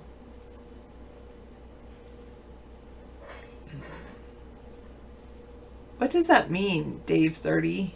I don't know what you mean by that word. Anyway, but I always had my dad. One year we didn't have a Christmas tree until Christmas Eve. Maybe it was a couple days before Christmas. But we didn't have a Christmas tree, and my dad's like, I'm gonna go see if I can find a discounted Christmas tree. So he went out with my sister, and then so my mom and I were sitting there at home, and then the doorbell rang, and we went to go answer the doorbell, and there was this Christmas tree on our front porch. And my mom and I were like, and then my dad came home a couple hours later and he said, I couldn't find a Christmas tree.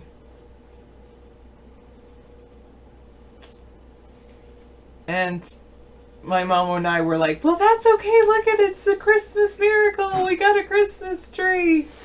We decorated it and it was very fun.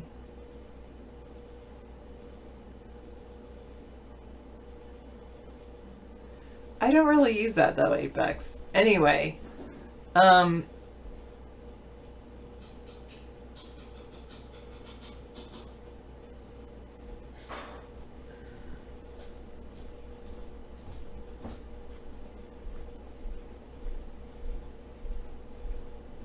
whoa, maxed out credit. That is freaky.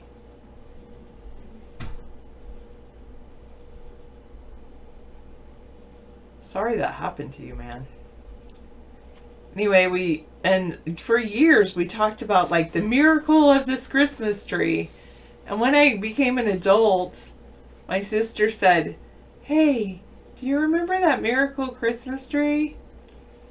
And I was like, yeah, that was so cool. It was like a Christmas miracle. My sister said, yeah, Dad and I, we said we went shopping for a Christmas tree and we couldn't find one, but we were the ones that like ding dong ditched the Christmas tree.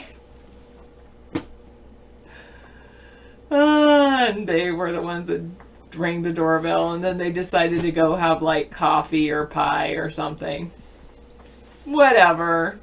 My mom's like the type that's like, it's a miracle. And my dad's like, ha! No, just kidding, but kind of. Anyway.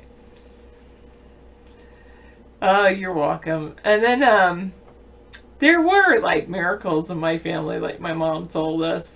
I wasn't there for one of them. One of them was like my mom couldn't afford many things, and my brother and sister were there, and she's like, I wish we had food. Something about getting food, and some truck rolled by and a bag of potatoes fell off the back.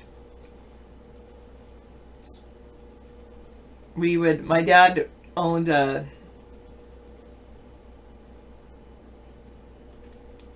anyway, yeah, it was pretty interesting. Well, my family's pretty liberal in their views, Ticken. And so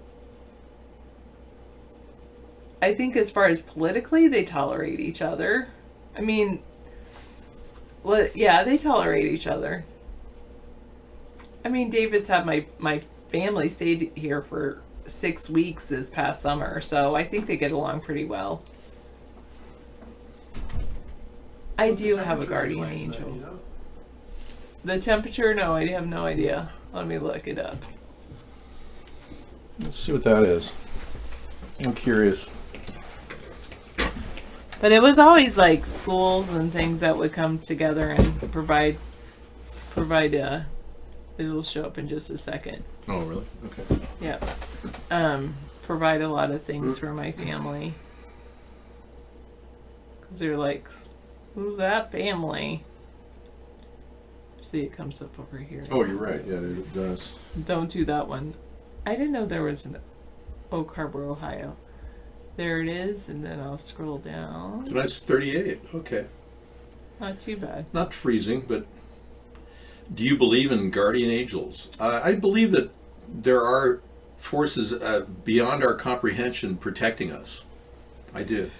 Yes, guardian. In other words, yes, he believes in guardian angels. He just might call it a different name. But I mean, I can't really describe it. I know. No, Sarah's dad is not younger than David. No, he's a little older than me. Yep. Okay. Yeah, that would be too weird for me. It is kind of. I mean, I know it's weird that we have an age difference, but I don't know. I don't really think about the age difference with David and I. But if you say something like that, I mean, and yes, it is true that technically, I guess he's closer to my. Yes, he is actually not technically. David is closer to my parents' age than he is to my age. Maybe it's maturity. I don't know. Anyway. No, David didn't save me from anyone. Age is a state of mind. Look at you. You feel like you're 10 years old. Wait, so you hanging out with your nephews or something? Oh, you thought David and I were the same age? Okay. I don't know if I should take that as a compliment or what.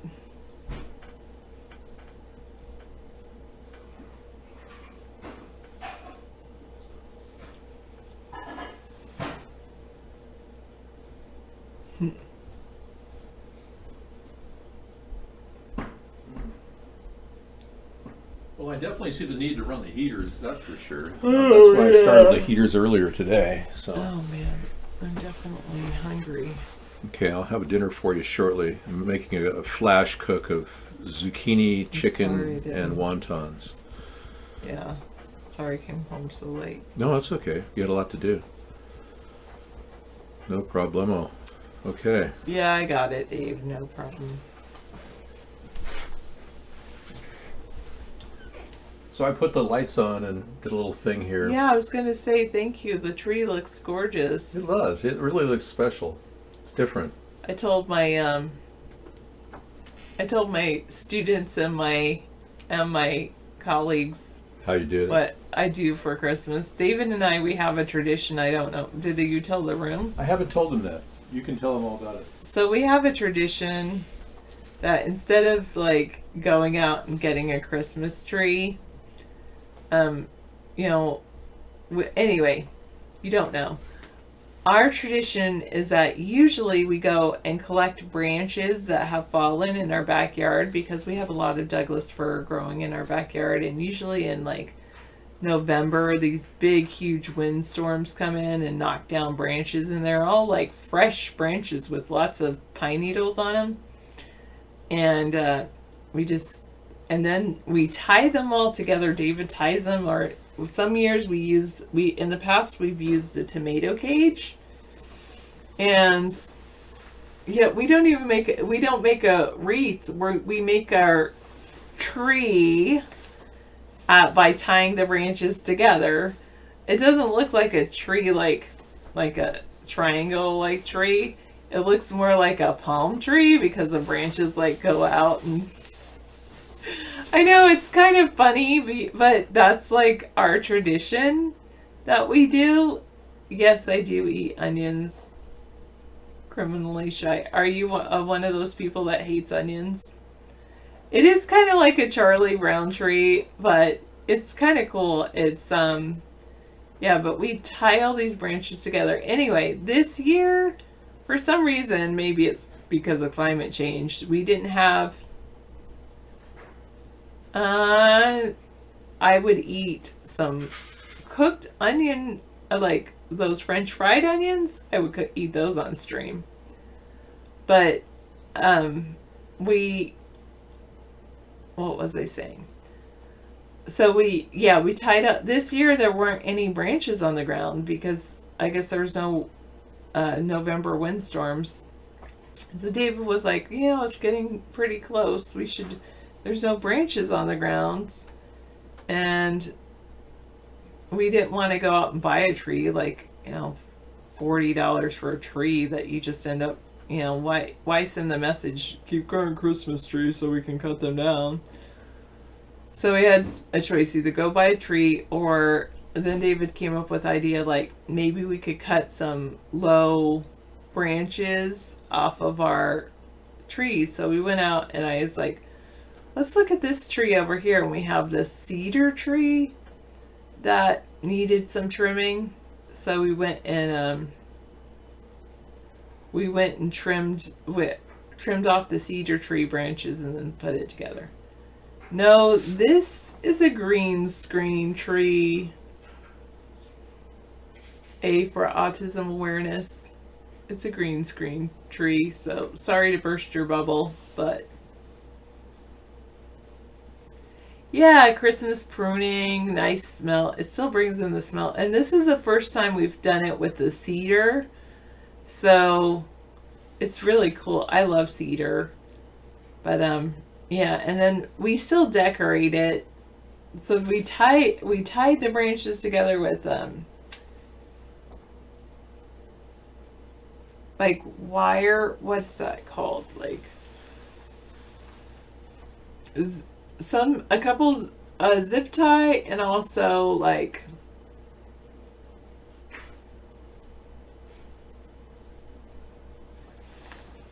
the wires that you wrap around.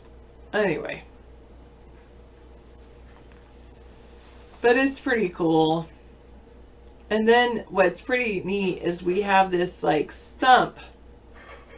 It was like a stump, or like a piece of a log, but it was, the inside had hollowed out, but the outside is still like it's just like a bark, a full-on bark all the way around. And so we put our branch tree inside that. I'm glad it looks convincing to you that we have our outdoor tree and it looks like I'm outside. We have pretty good green screen.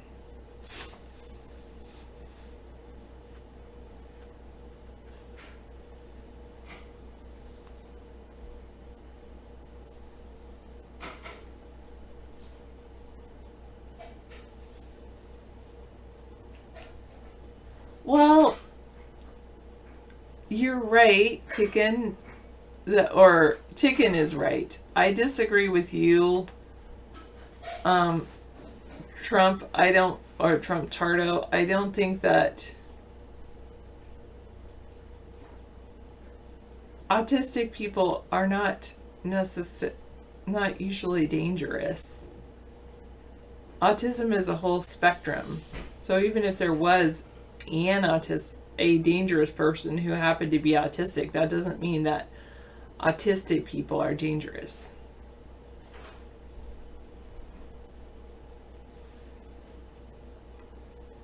You always have a lighted outdoor tree up north. You got the kids to decorate it before the traditional snowman contest. Bark bowl. I like that, the whole idea of Christmas trees decorated outside, but we don't do that. We've never done like lights or anything like that outside. Yes, that's so true, Final Dream. There are autistic people I know who are pretty bright. They make connections often that others don't make.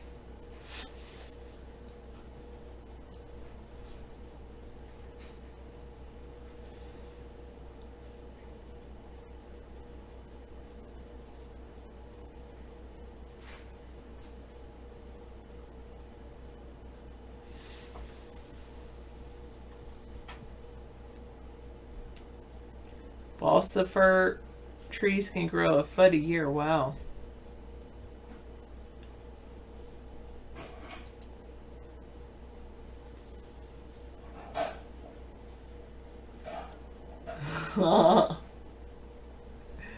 That's a cute Christmas tree joke.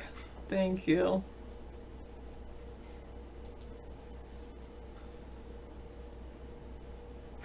Well, I'm sorry that you were scared, Trump Tardo. I just don't think that And I hope that was an isolated incident. I mean, I hope that not everyone like that scares you, and I hope maybe you mature and then won't be scared.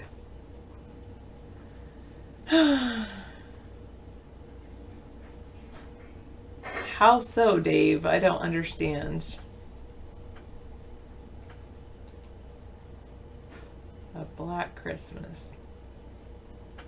Oh, not in bands. Sorry. I missed what you guys said.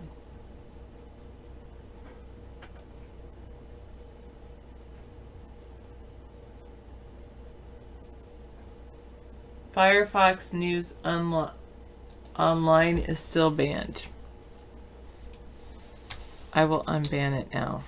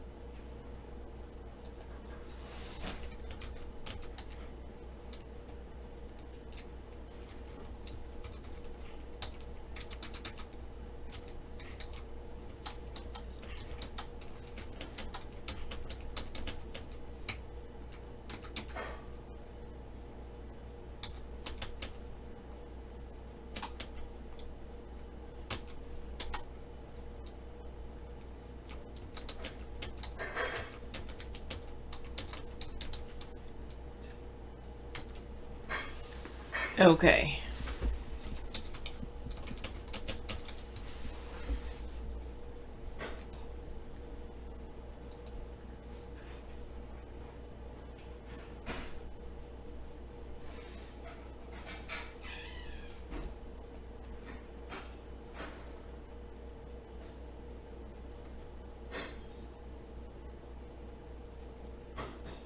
Yeah, Christmas with snow. He promises there will be no snow. Is that what he's saying?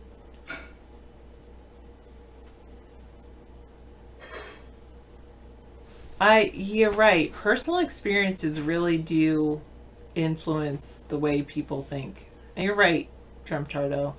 We do not have as many institutions as we used to have. Do you believe that we should have more institutions? I don't know if I ever had a Christmas ice cream log or Bûche de Noël Christmas log. I don't know. I've never had that one. Fruitcake, I don't like usually I don't like fruitcake because if it were just cherries, maybe, but oftentimes they have those like green, the things that have all the different colorings.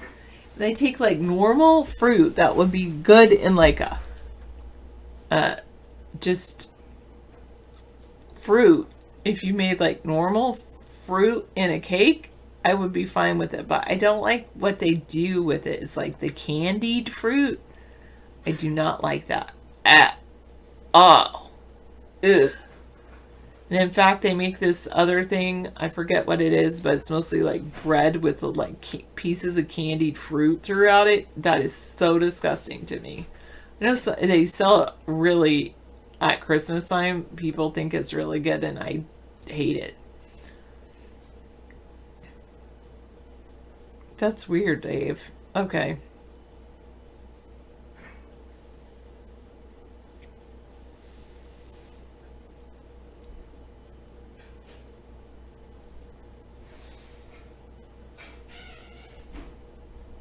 Wow.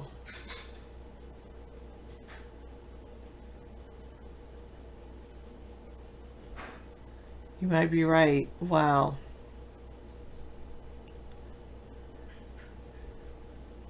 That sounds about right, Trump Tardo.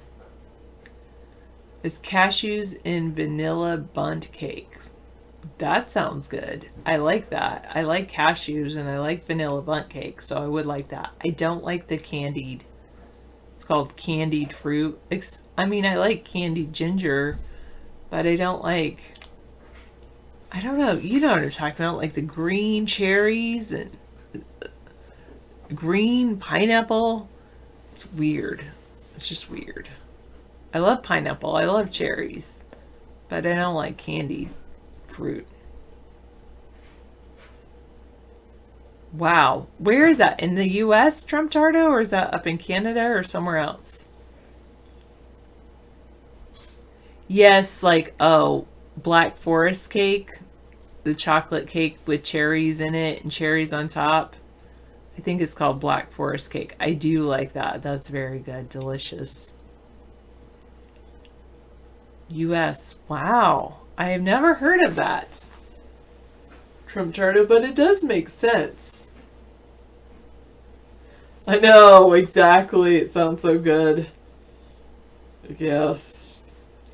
I should probably make more sugary things, but then of course my waist would feel it. But the last couple of days I have been really hungry. Really hungry right now. I'm not always hungry, but at night I get hungry.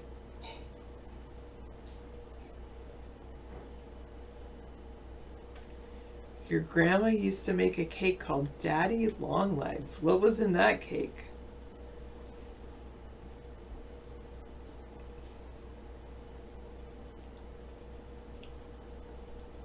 Yeah, I think they don't have institutions because it would cost them more. So they just, you're saying that they have certain areas where they just heavily medicate people and put them in apartment blocks, entire apartment blocks. Wow. Gamble long almonds and cream. That sounds delicious. Did you leave? You just came in long enough to say that? And then they left. Well, so I'll obviously kick them out of the room since they already left the room.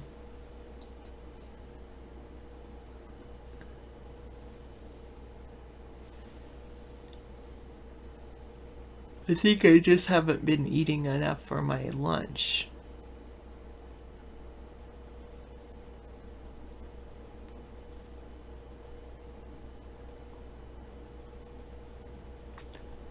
Archaeologists using ground-penetrating radar have detected the remains of a massive Viking ship buried on a Norwegian island.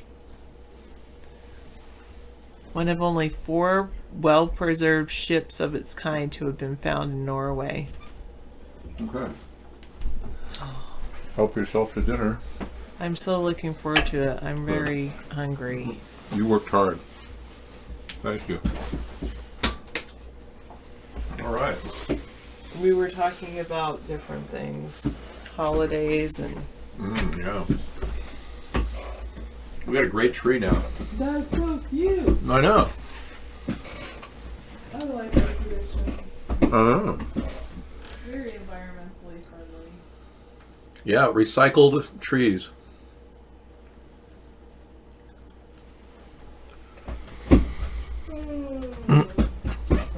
No, autism is not a mental illness. That's right. It's just simply a characterization of your brain and how it works. You're wired differently than most people. That's perfectly normal. Perfectly normal to be abnormal. Dave, we heard of your bark stump tree. Yeah. Yeah, I had another holdout tree from 20 years ago that I kept compost in, and I thought, well, just use that. And then we had a little toilet seat that from when my dad was living, because he had a hard time sitting down on the toilet. It's like a plastic curl thing. Excuse me. I just ate a walnut. It's available at Dr. Leonard's. They have drleonards.com, and they have this seat that's people put on their toilet. It's a soft, comfy seat. It's like a circle, like a half circle. And let's go to Dr. Leonard's and see if I can get a toilet seat cover here. The Conspiracy Monday can be put on hold for a bit. Yeah, toilet seat. They probably still sell it. But I put it inside to hold the branches in place. There it is. No, it's similar. The one I have is made of foam rubber. But, oh, that's pretty nice though. Looks very, very similar. But it doesn't form a full circle. So we were able to stuff in around the tree and hold the branches in place. It looks like a tree to me. It's like a palm tree, but it's made out of cedar. So it'll have a long-lasting life as a tree. I don't even think those things will dry out very much, because cedar's got a lot of oil in it. And I put up the LED lights that Sarah got me a couple Christmases ago, which run on battery power for like 2 days, you know. So it's really cost efficient. And then we have a fiber optic display in the middle of the tree, which fans out with fiber optic colors. And then at the bottom of the tree is the Nativity. And then Santa Claus is perched right on the edge next to the trunk. So we'll get a picture of it for you eventually. I'm not quite there yet. Boy, that coffee's good. Yeah, I'm not quite in the Christmas spirit yet. I gotta get the music going, you know. We have a call. How strange. Huh. Hey. Okay. Yes, can I help you, sir? What's your question?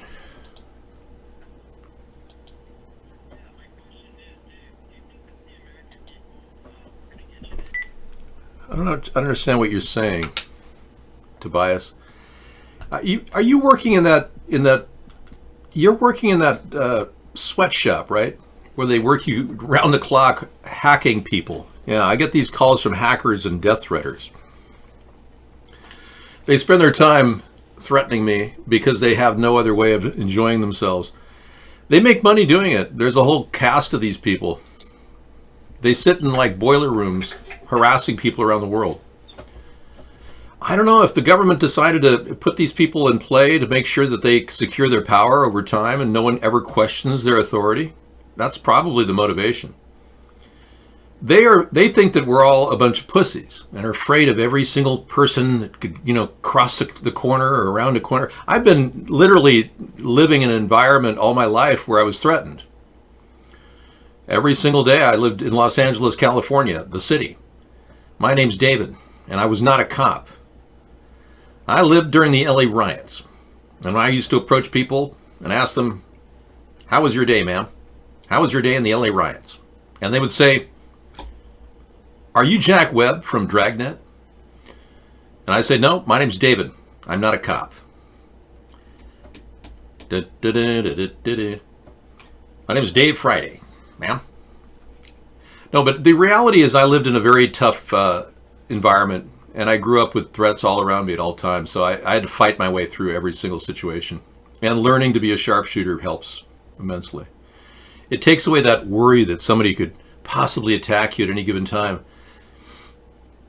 Yeah, I mean, and I support the right to bear arms, whereas Trump is kind of, I don't know. He seems like he's okay with the red flag laws, which sound communistic to me. And Trump appears more like a Russian supporter almost daily. I can't even describe all the things. I had to write them on my work board here. He's doing everything. He's hiding with still no IRS tax returns. We never had any tapes of Putin right here. He recorded no conversations in 14 hours of secret conversations, and he's been under investigation for 3 years, and he's hiding everything. But then you've got the Chinese trade war that he created, which helps Russia elevate when China and the U.S. go down. And then he's attacking Iran constantly, and now North Korea. That thing fell through with North Korea. And now he's leaving Syria, giving it to Russia. He handed over an air base that we built over in Syria. Millions of dollars went into this air base, and he handed it over to Russia last week.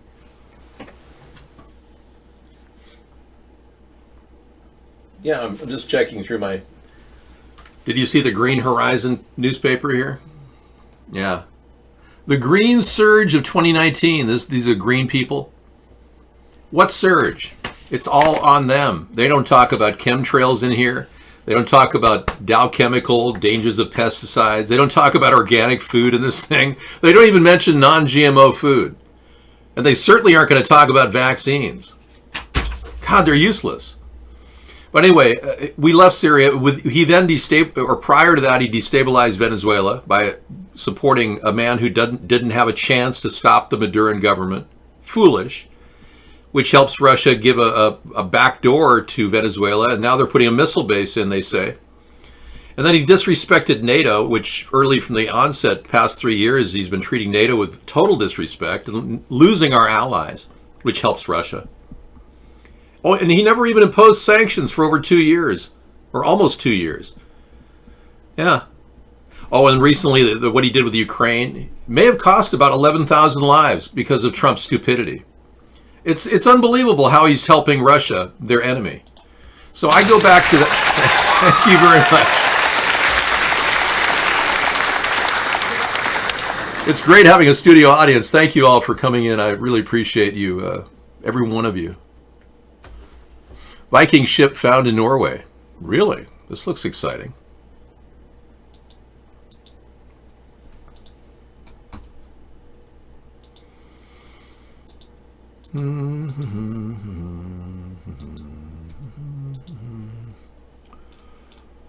All right, we have the Viking ship. This is something I could relate to because my family Leif Erikson was one of my relatives. So, hey, do you have a brain?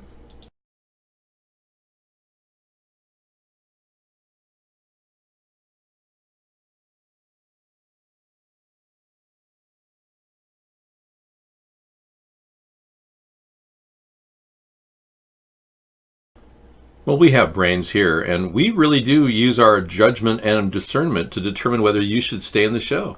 And you're denigrating me by talking about me in a negative sense, so I have to ban you. I'm sorry.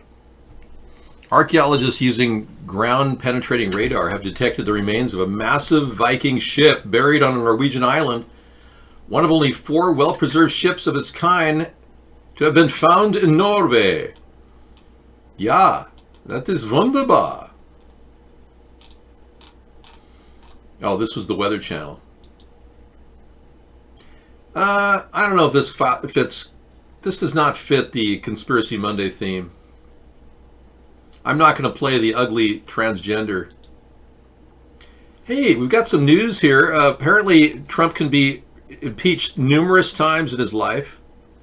Yeah, coming from a Democratic senator, or congressman rather, sorry. Democratic Rep. Al Green. We could impeach Trump more than once.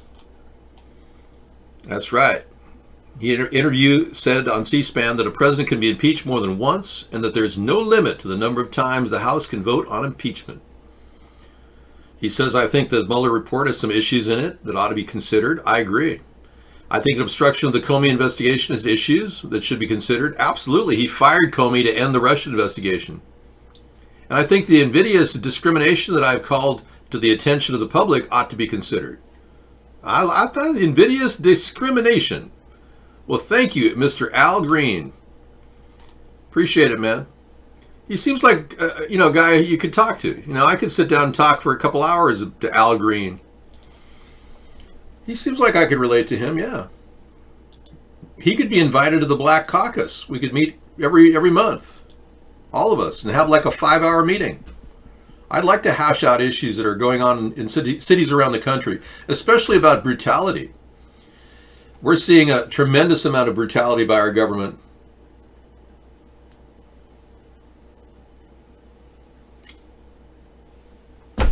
Chemtrails are real proof something is going on.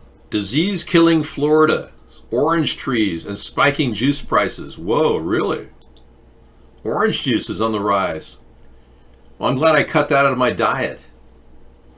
It's a little too acidic for me, and I just don't relish the idea of drinking Roundup. But yeah, go for it. Disease that's killing the oranges. Orange juice from Florida. A day without orange juice is like a day without sunshine. Still a popular morning routine. But the $9 billion industry synonymous with the Sunshine State is in serious jeopardy. A disease called citrus greening is ruining the fruit and killing the trees. Growers like Adam Birchinall discovering This grove's dead. Yep, pretty much sick and dying more and more. the grove his grandfather planted, Seabee's citrus, 319 acres near Tampa, is now mostly a ghost grove. You know, you put so much effort, so much love and money into something, and it still just dies and withers away. It's hard to not be pessimistic. For more than a decade, scientists trying to stop a disease that is the leading reason Florida's citrus industry saw a 70% drop in orange production over the last 15 years. The problem begins with a tiny bug called an Asian citrus psyllid. When the psyllids feed on the citrus plants, the bacteria gets injected into the tree, and then it moves. Bacteria gets in. When the psyllids feed, the tiny bug called an Asian citrus psyllid. When the psyllids feed on the citrus plants, the bacteria gets injected into the tree, and then it moves through the vascular system. Stop right there. Hold it. Hold that thought right there. What happens? How do we know that the cell structure is not being weakened by this terrible herbicide known as Roundup? How do we know that the weakening of this cell membrane that's protecting the plant is not weakened with the Roundup in its environment? Because we know that Roundup is a shellator. It'll strip paint off of metal bars. I mean, hello. It looks bruised, toxic, stressed out, browned. It's an indication of metallic contamination, according to Trump Tardo. Yes. I believe that you're onto something there. And I think I'm onto something too. Heavy metals and the existence of Roundup everywhere. And I just don't think it's wise to use anything but an organic food base and a soil base. I really don't understand how Dow Chemical and Monsanto has been able to get away with this all these years and possibly kill off you and your family. And if you're wondering why you've got a lump growing in your liver, who knows? But why don't we eliminate that stress factor of Roundup in our environment? What do you say? Okay, everybody. Thank you. 3 cheers for everyone before you all die of tumors in your body. Yeah. Hip, hip, hooray for everybody trying to battle cancer right now. Keep it up. I mean, I'm sorry that you weren't warned or forewarned that these products like 0-calorie sweetener should not be in your diet. You were warned. You were warned to not drink products that are, heavily laden with tap water. You were warned. We're not buying futures in the cancer stocks, okay? We're not trying to profit from people's death and disease. That's something the elitists do. I don't even invest. Somebody said, hey, you should buy futures in orange juice. You're going to be rich. And I'll tell Sarah that. She wants to invest in the stock market. I don't really care. Anyway, thanks for the clip on the orange juice, which is terribly contaminated. We now go to the Pizzagate story. The conspiracy theorists are basically talking about a new woman, possibly as important as Seth Rich in the Pizzagate story. The death of Jen Moore happened a while back. A conspiracy theorist named Jen Moore spent the last months of her life chasing her bizarre ideas about the D.C. area, attending an event about the murder of Democratic National Committee staffer Seth Rich, and filming Comet Ping Pong, the target of the Pizzagate fiction.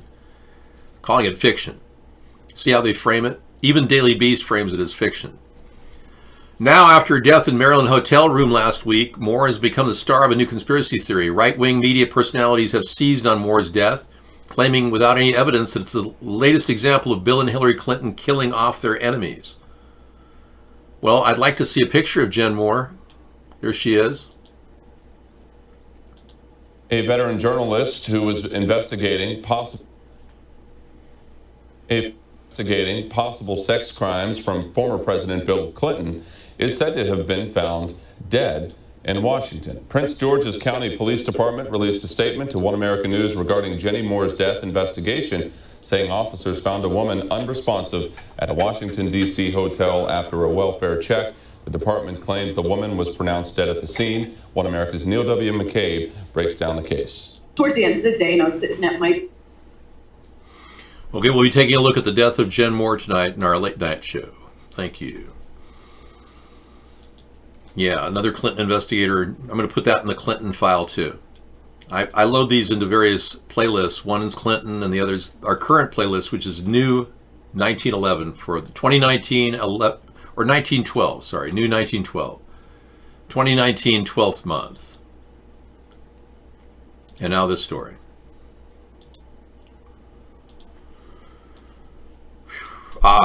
We ran this last week, and this is not a conspiracy theory that is different than anything the Republicans would call a fake news. But I believe that this is very legitimate. There's a Russian group of mobsters in the orbit of Donald Trump. A dirty dozen, they call it. And we talked about this last week. We really don't know much about it except their names. I could read into the story, but the very fact that he's got a rap sheet this long of all these people that I'm putting on the screen. The links started with his first chairman, Paul Manafort, who still has not had his second trial, and that's being covered up. The Democrats won't even talk about that.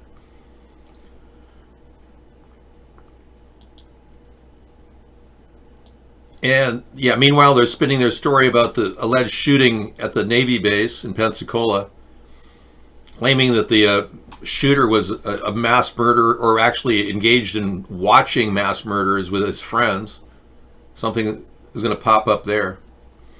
And the cancer industry is something we could talk about. Conspiracy. Well, yeah, definitely. There's a definite conspiracy to profit from cancer. I agree with that.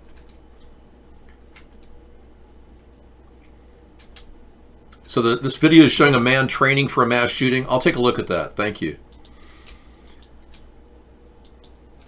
So there's a Russian Trump connection living in Sunny Isles, Florida, right in the Trump Tower, really? So the Russians are living in the Sunny Isles, Florida area, Joe? And they live in the tower, and they're all connections to the oligarchs? I would not doubt that at all. A lot of them have been coming in under Trump's reign. And I keep note of all of this information, so don't think for a second I'm not, taking note of your chat. I even save some chats that are important, like that. Yeah, if they're living there, we need to root them out and figure out what's going on here.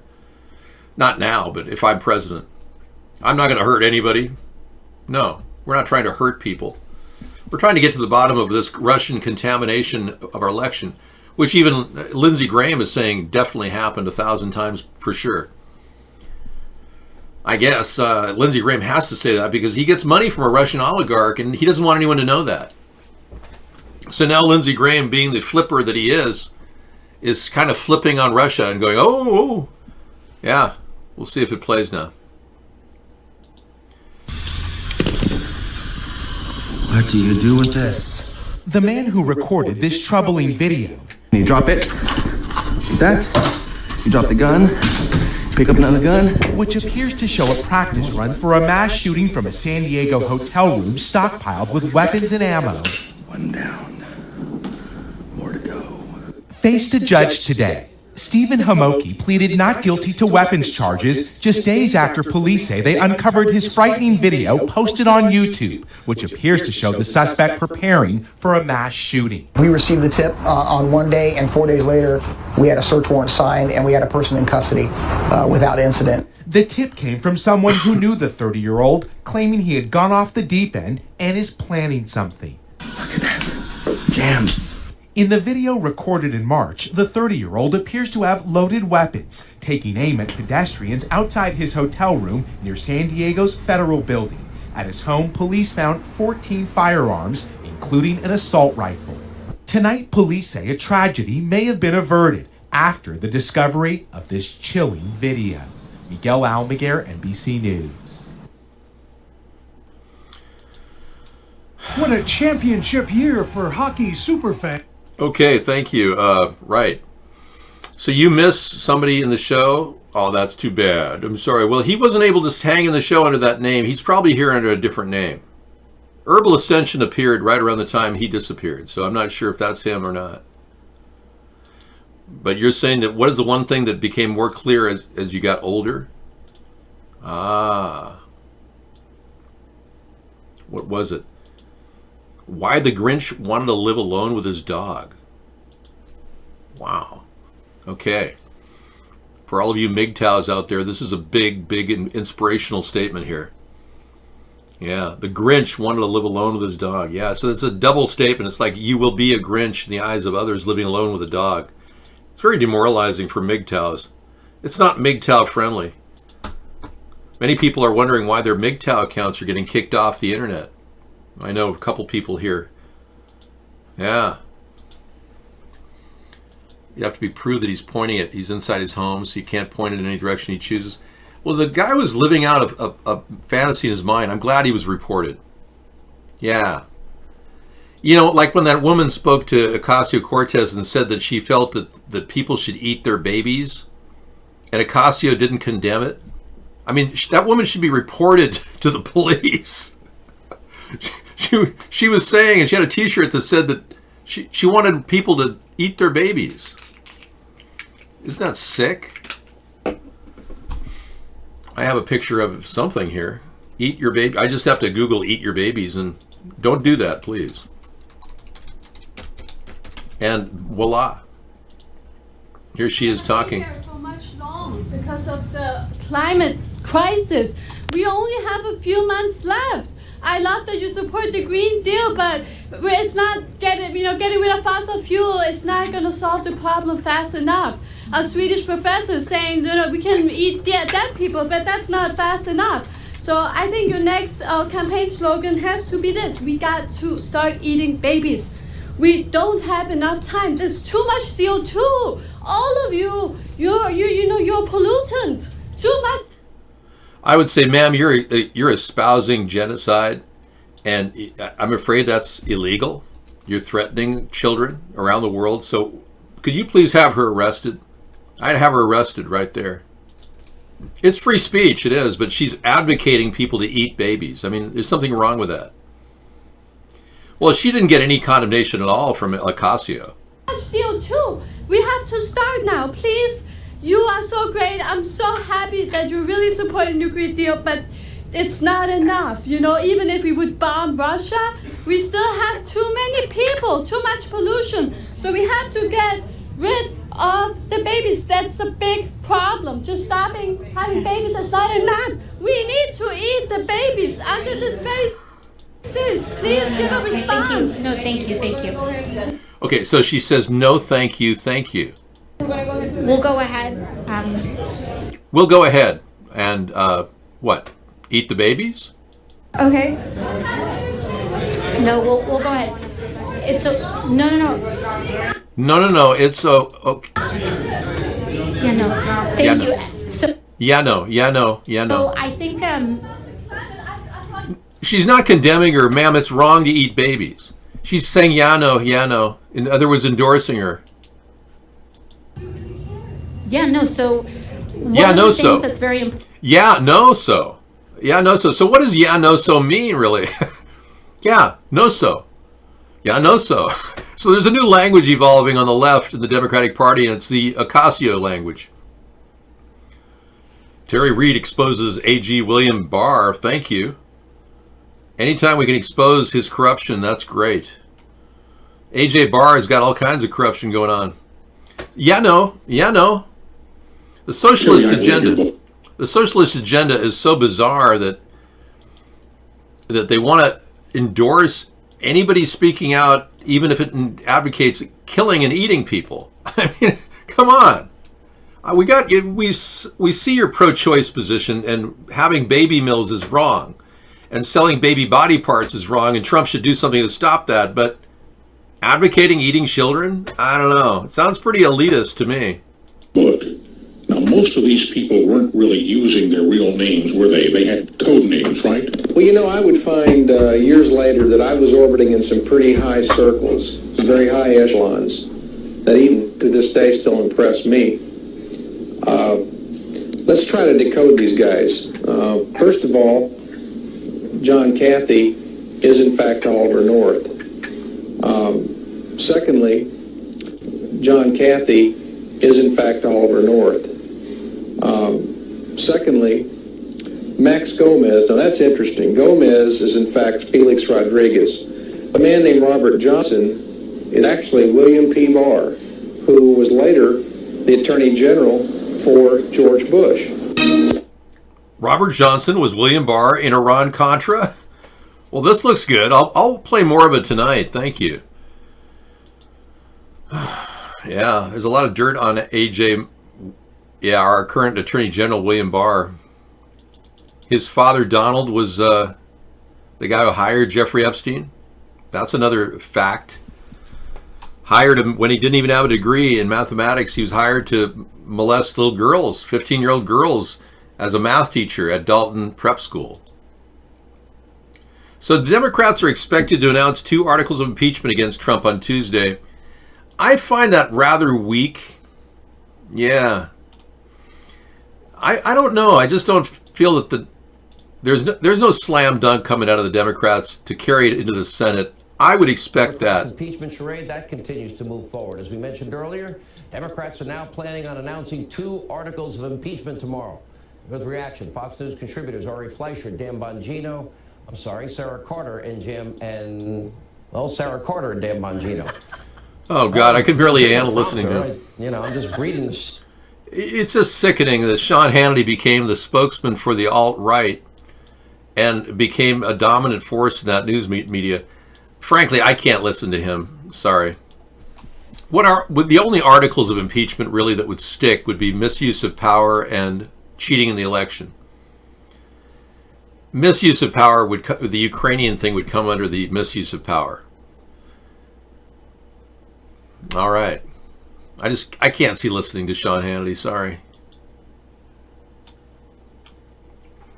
Let's take a look at this story from the alt-right. If Democrats' Ukraine corruption story were a conspiracy theory easy to debunk, why wouldn't the mainstream media do it now and for all with documented facts? Well, they have for some time. Beyond the Hungarian capital. There we met Yuri Lutsenko, the former Ukrainian prosecutor general. Lutsenko has had a controversial reputation, especially in light of what appeared to be a flip-flopping feud with Rudy Giuliani about whether he thought the Bidens committed any crimes. He says the Bidens have, but the media twisted his words. Lutsenko brought with him a stack of official communiques to demonstrate how Ambassador Yovanovitch perjured herself in Adam Schiff's inquiry. Lutsenko urged for the U.S. to open an investigation into what his prosecutor's office found to be a long line of money laundering tied to the Bidens. Wow. Target 2, Viktor Shokin, the former prosecutor general Biden is alleged to have fired. OAN offered to fly Shokin out to a location away from Kiev, but Shokin's health was not fit for travel due to what he says is an attempted poisoning. So we flew to Shokin in Kiev. A compound was secured just outside the Ukrainian capital. We traveled once again in caravans surrounded by security. Mr. Giuliani had not stepped foot in Ukraine for roughly 2 years, but as the witness list grew longer, the mayor decided he would enter the country with us to meet these witnesses in person. Shokin testified how President Poroshenko walked into his office and told him Ukraine wouldn't get $1 billion in U.S. loan guarantees unless Shokin stopped investigating Hunter Biden. This ended in Shokin losing his position as prosecutor general. Our next witness was a member of Ukrainian parliament, Andrei Durkash. Durkash has opened up dozens of inquiries investigating the misappropriation of U.S. funds in Ukraine and how the U.S. embassy acted inappropriately in the process. Durkash also showed us documents pertaining to 6 criminal cases in Ukraine involving the Bidens, contradicting the lemming media's claim that the Bidens are innocent of all crimes. Durkash presented compelling documents and testimony debunking the saintly Biden's narrative. Inevitably... Well, good. I like that. And that was a good read. Yeah, I like that a lot. So really, the Republicans have a very strong position when it comes to stating that Zelensky never, ever said there was quid pro quo. But the Democrats have a strong position in saying that Zelensky probably would just say that just to win over Donald Trump's favor So he's a biased witness. A good counter. The Republicans would say this is all a hoax, when the Democrats would say, no, we have 12 witnesses and others to back up this quid pro quo.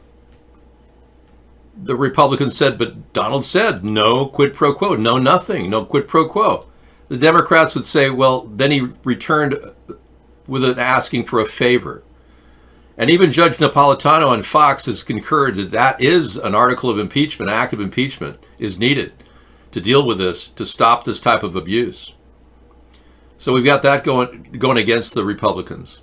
Even Judge Napolitano on Fox said, yeah, there's definitely enough to impeach with that favor. So I think in the end, that shouldn't be the place where the impeachment begins or ends. I think it needs to be enlarged to include the Russian contamination in the election and how Donald Trump veritably denied it. And how he never got he never ever got Putin to agree to not involve themselves in the upcoming election, and then jokingly got Putin to agree that he wouldn't ever contaminate our election, saying he's never done it in the first place. So he can't seem to formulate an opinion that is shared by our top intelligence community. Trump can't seem to mouth the words, Trump can't say the words, Russia fixed the 2016 election. That's a very troubling fact. And there's nothing Republicans can do to deny that. So Trump is in denial that the election was in any way affected by the Russians. So that's really where you have to start the impeachment process, in my opinion, and then see how he's been trying to obstruct, which is exactly what he would be doing if he was working for Russia, obstructing the inquiry. So I think we see more than enough evidence at this point of misuse of power. I know.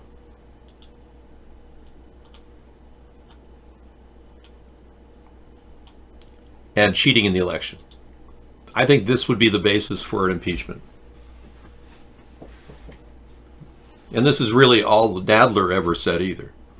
But again, the Democrats are not coming at it with full bore. If they aren't doing this with full bore, they won't carry it into the Senate. We have to convince Republicans, independents alike, because independents are completely flipped on this issue, 50-50. They go either way. We have to convince independents and, of course, Republicans that this happened and it will continue to happen, and he'll be basking in the glory of it happening as he tries to run for election again to evade charges. He's not running for election because he's doing such a great job. He's running for re-election to evade charges. That's not a motivation to put anybody out there, but the Republicans are clinging to power so much that they're willing to threaten my show and threaten the Democrats, and they're clinging to power over our own national security. The Republicans are putting their power base above our national security, and they've shown how they are willing to be traitors to this country, fully supporting Russia over the U.S., just to remain in power. That's pathetic.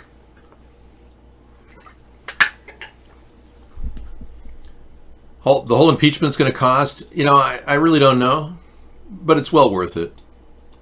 Hey, we're fleshing out, look at that story. That story reveals how corrupt Hunter Biden and Joe Biden are. I mean, that's great. But that's not enough to exonerate Donald Trump. And Mueller could not exonerate Trump either. There's more than enough to process as of crime in this instant. The anatomy of a false flag. Okay, thank you, Scissor Fight. Take a look at that story.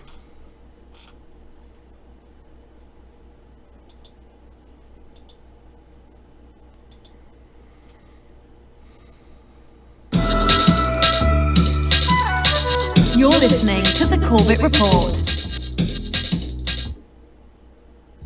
.com.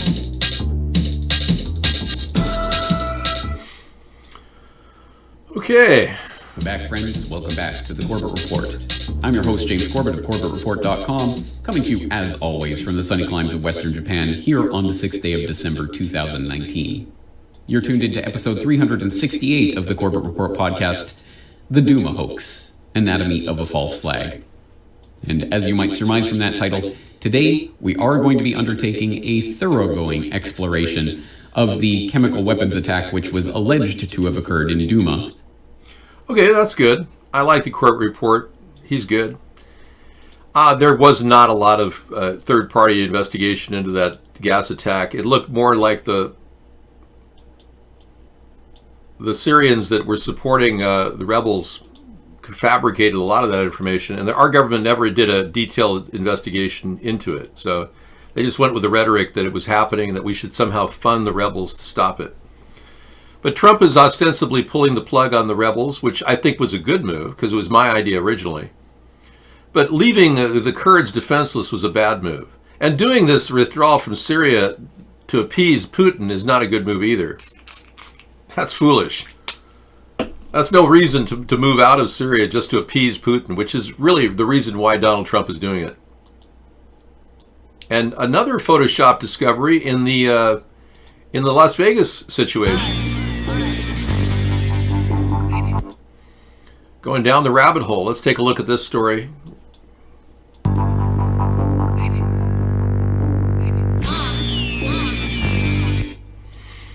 Take a look at the background of the video. Keep your eye on the Excalibur. Oh, I'm sorry, I can't play any of this. We're not allowed to show any crisis events on our show without facing a ban. No, the chair makes noises. I stopped it from making noises. Yeah, I'm afraid I can't show any live footage on our show. I have to wait, even though it's only 27 seconds, I now have to wait till after the recorded broadcast. I'm serious. Yeah. We've had 2 strikes already on our account. I can't take a chance on that. If I don't play the video footage, we can talk about it. Yeah, could this be the end? I don't know. The end of what? This is the end. Today is the 9th of December, and tomorrow is the 10th of December. No shit, Sherlock. And on the 10th of December, YouTube will update its terms of service where they make it plain that they do not have to host any content that they don't want to. So anything that they don't like, they don't have to host. That's special. Good to know.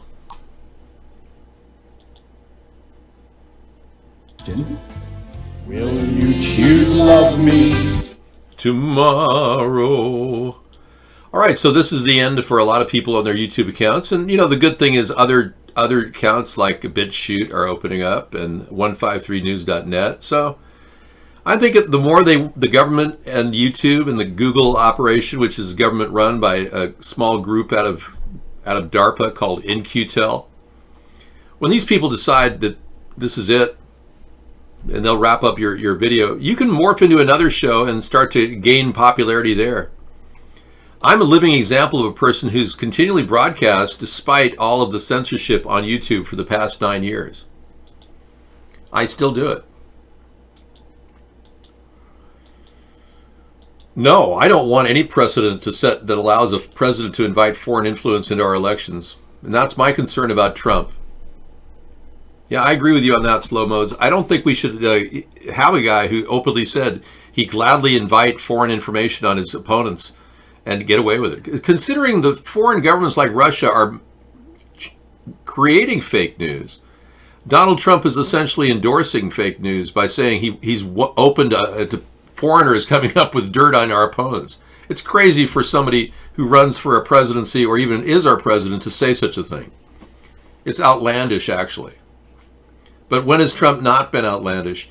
Most of us are kind of like completely overwhelmed, and we're in a kind of a state of future shock with Trump. It's kind of like the new normal is Trump is ranting and raving every day. And our country seems to be able to function under those circumstances. Not many countries can. The Dow Jones went down 105 points to below 28,000. It stopped at 27,909 today. So it's not always up, it could be down. But yeah, I'm not a person who believes that anything Trump has done so far has been normal. And I'm more than convinced that there is corruption on the Democratic side, no question about it. And I'm glad that the Giuliani and Trump are exposing Biden. Biden's not the best choice for the Democrats, but there's nobody else out there better.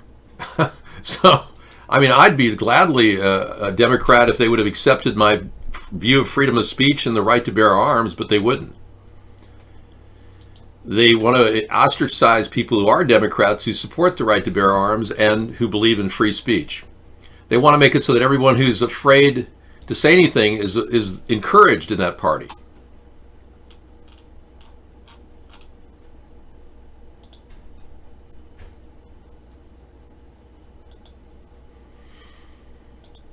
.476 pages. It'll take some time to go through. Mark Meadows, a Republican Congress. Okay, this story is another one I think relevant. At least I can get this up. Bill Gates has popped up in the news in conspiracy theory land. And it turns out that he was a regular viewer or a visitor at St. James Island.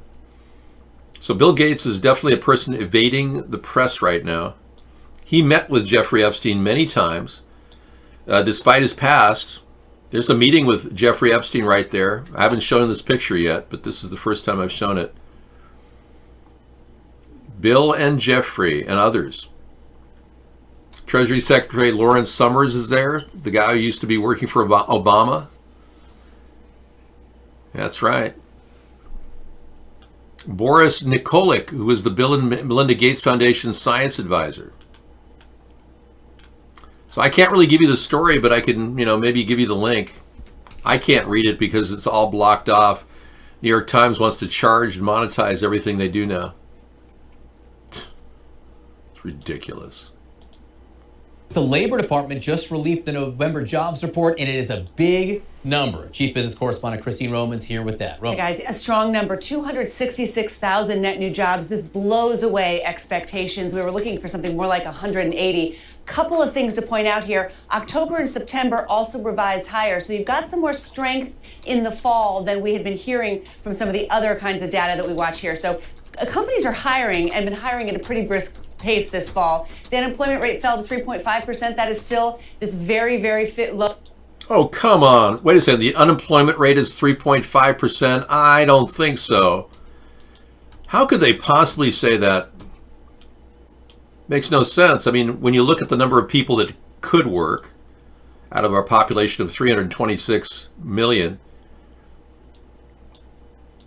215 million people that could work, 97 million don't work. And I'm one of those people that I retired at a young age, but that's 45% unemployment, not 3%. I don't know where they're getting their stats. Oh, I know where they're getting them. From the unemployment collection data. How many people collect unemployment? And you only have 24 weeks to collect it when you lose a job. So at 24 weeks, you drop off the list of people collecting unemployment. So you're no longer looking for a job. You just drop off the ledge. It's a false statistic. It shouldn't even be mentioned.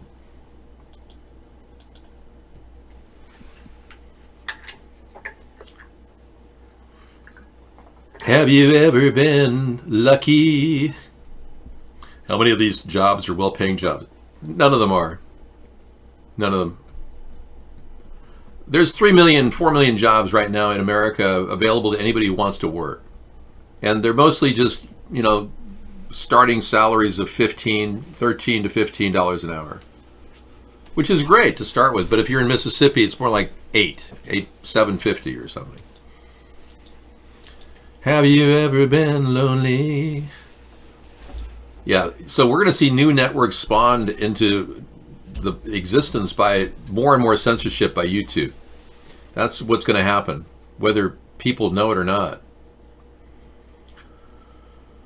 Okay, we got a couple weird stories there. I had a photo in our early show that shows Jeffrey Epstein with Ghislaine Maxwell and Harvey Weinstein, all together in a gathering at Prince Andrew's house for his daughter's 18th birthday.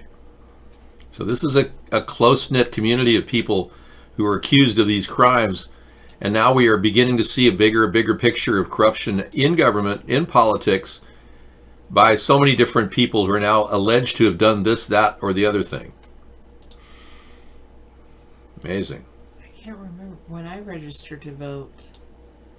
registering to vote, maybe you have to show your ID, but once you're registered to vote, you don't have to show an ID in our state. Once you're registered, they actually mail you the ballot, and then it does not, you don't have to, you have to sign it. I guess maybe they cross-reference your signature, maybe. Yeah, it's a write-in ballot. Most 85% of all voting in America now is write-in ballots. 85%. So most people vote a couple weeks before the election. But they don't count it officially until the day of the election.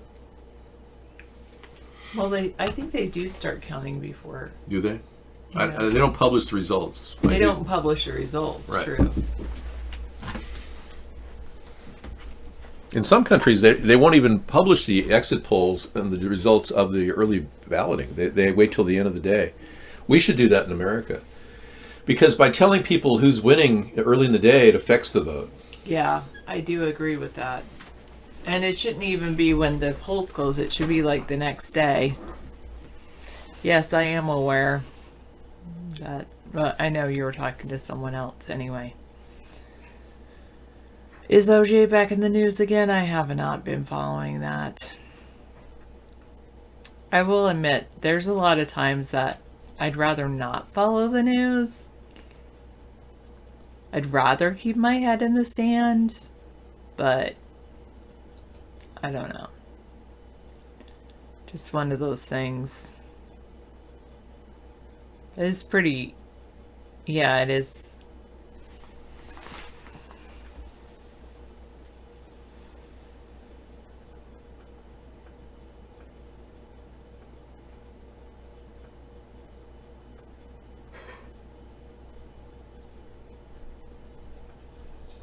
I don't think he's necessarily talking about by votes of people who die the next day.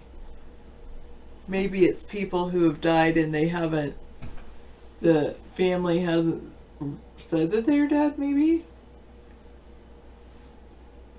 They're dead people that remain registered for several years. Wow.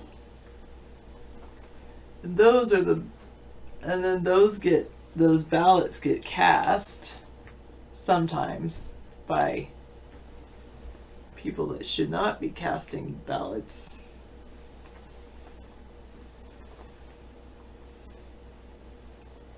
Hello, Evil Dance to Good.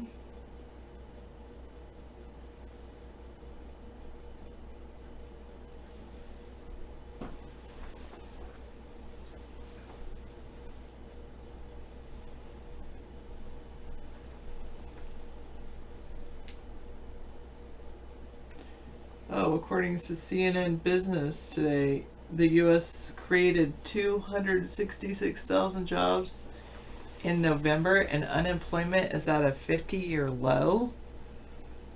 That's interesting. They claim unemployment's at a 50-year low, but there are people out there who are barely getting by. It might be, well, like David said, there's some people who just drop off the unemployment rolls, and then there's other people that there's other times where people are working but they're just barely making money. And I mean, then there's people like me who make a decent amount of money. So, and ironically, like, if you would like to be a special education para-educator, they were recently still hiring for that position in my district.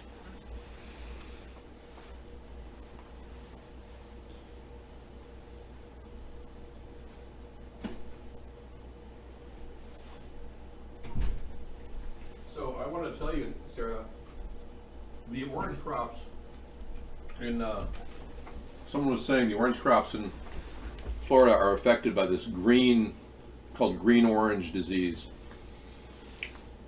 For some reason, a bug has been able to get in and destroy the oranges early. Uh-huh. And somebody said you should invest in orange futures. Orange juice futures. Somebody told me that. I'm not an investor, so I didn't really. That's an interesting idea. Yeah. Maybe. I was talking to David that I'm looking at how I should invest money. But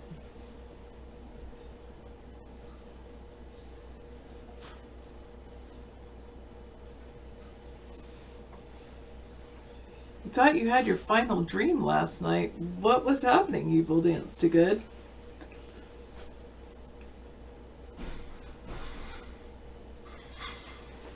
There's going to be coffee shortage as well. Wow.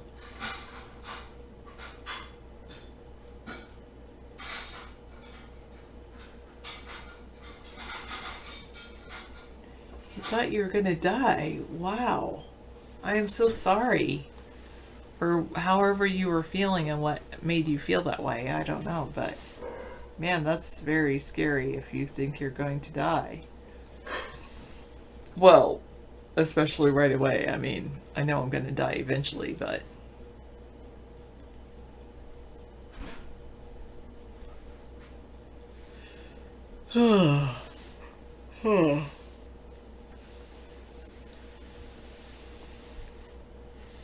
you just had was it a nightmare that you thought you were going to die, or were you feeling poorly?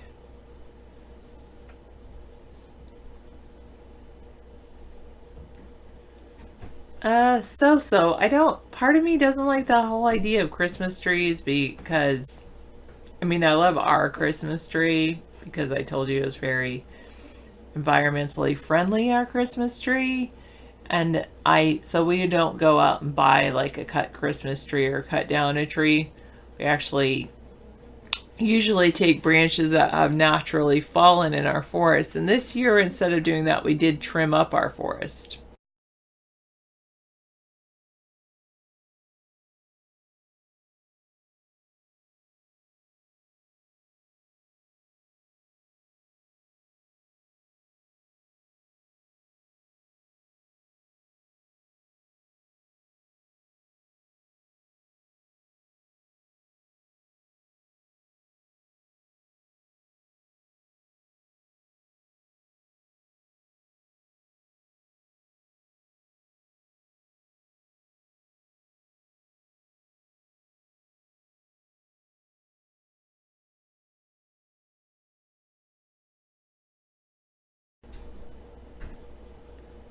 Okay.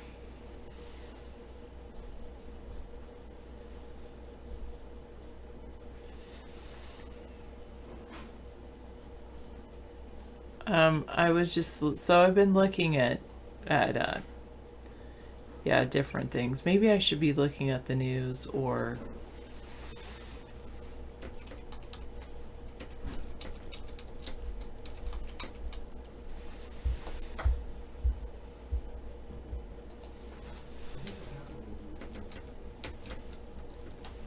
I'm going to look at Yahoo Finance Yahoo or something.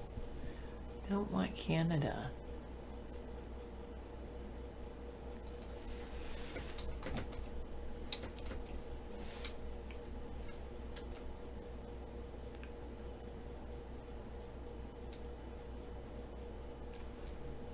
David has been making mistakes all night long. How so?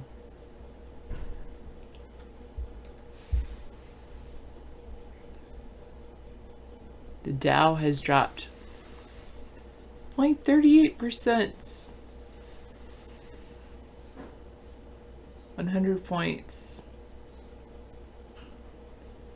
Russell 2000 is down 0.26%. And the NASDAQ is down 0.4%.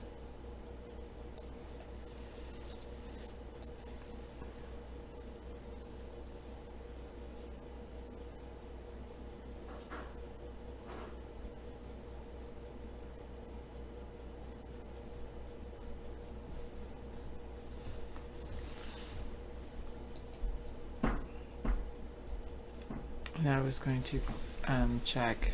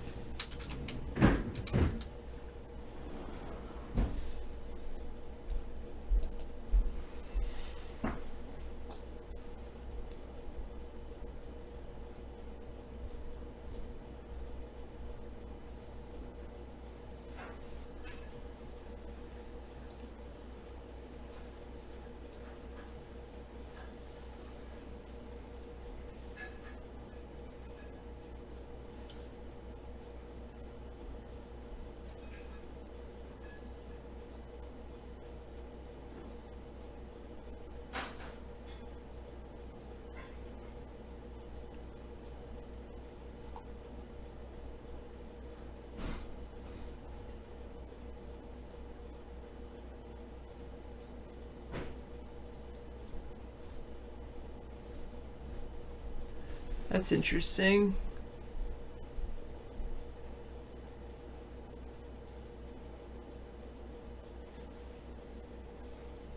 Nobody come in? No, I'm good. I was just looking at some things.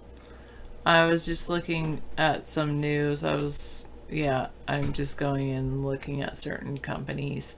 So Uber nears a deal for a self-driving car simulation startup. The report did not mention the deal terms, but said the price mainly covered the cost of hiring the team behind. It's called the information. The car simulation startup is called the information, I guess.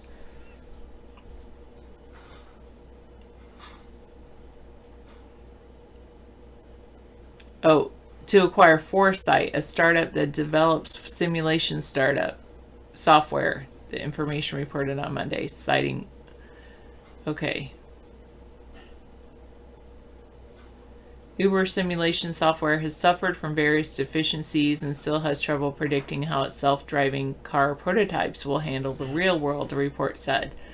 An Uber spokeswoman declined to comment. Foresight did not immediately respond to the router's request for comment.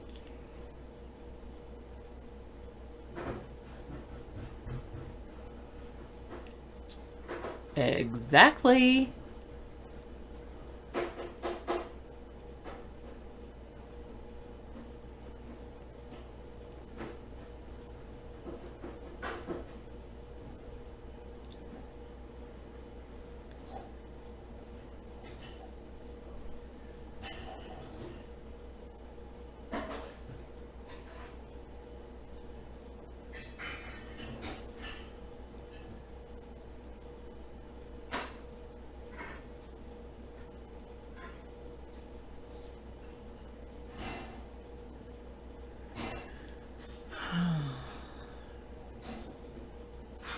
I do tend to embrace multiculturalism more than others. No, maybe not more than others.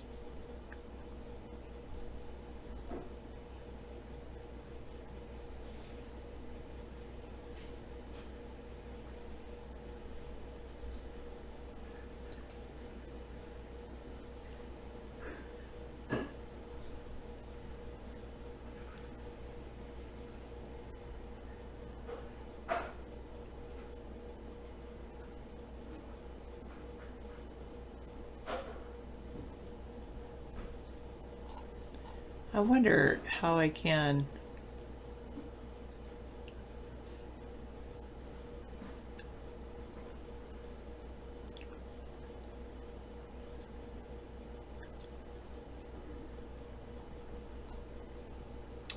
look at the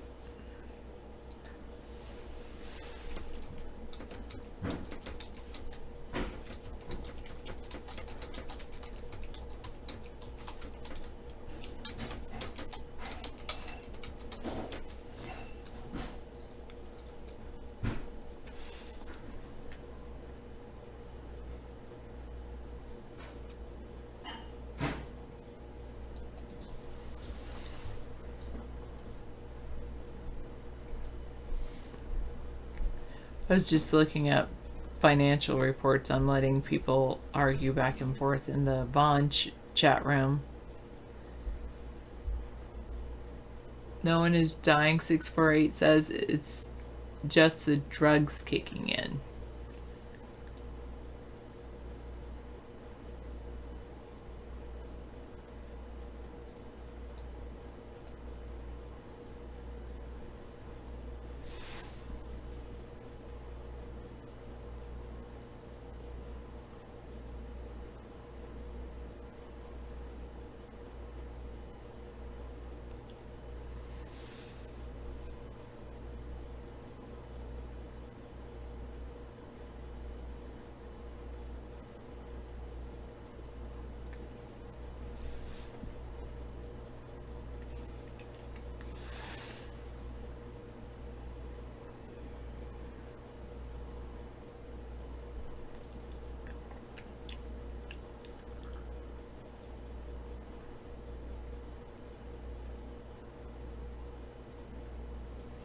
All right.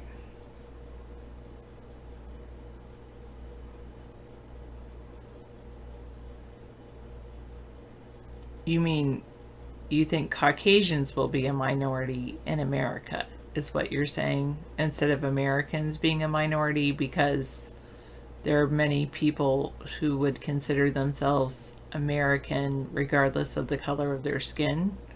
But when you talk about minorities, are you referring, I don't know, maybe you're not referring, when you say Americans will be a minority in their own country. Well, original Americans would be the Aborigines, aka Native Americans. So, are you talking about Native Americans being a minority in America, or are you talking about Caucasians being a minority in America? Because they are not, they were originally from Europe, so...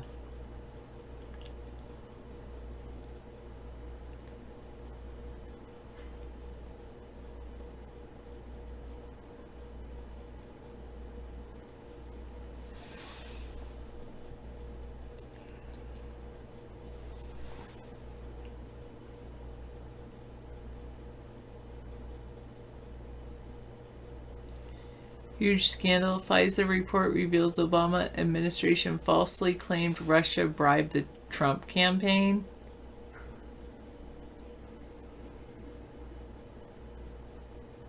Yeah, I don't believe that too, 04. Do you have some kind of link or proof of what you're saying?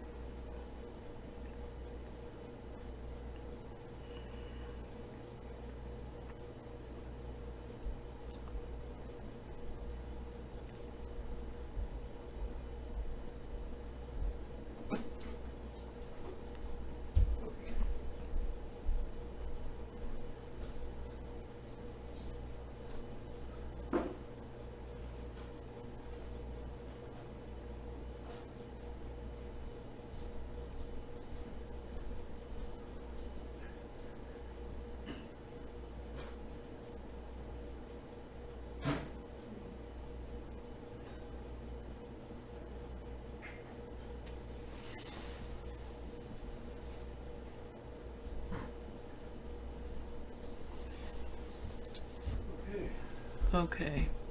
David's coming in just a minute. Okay, I'm running a dishwasher load. Okay. Let me do this. Hang on. Yeah, sorry.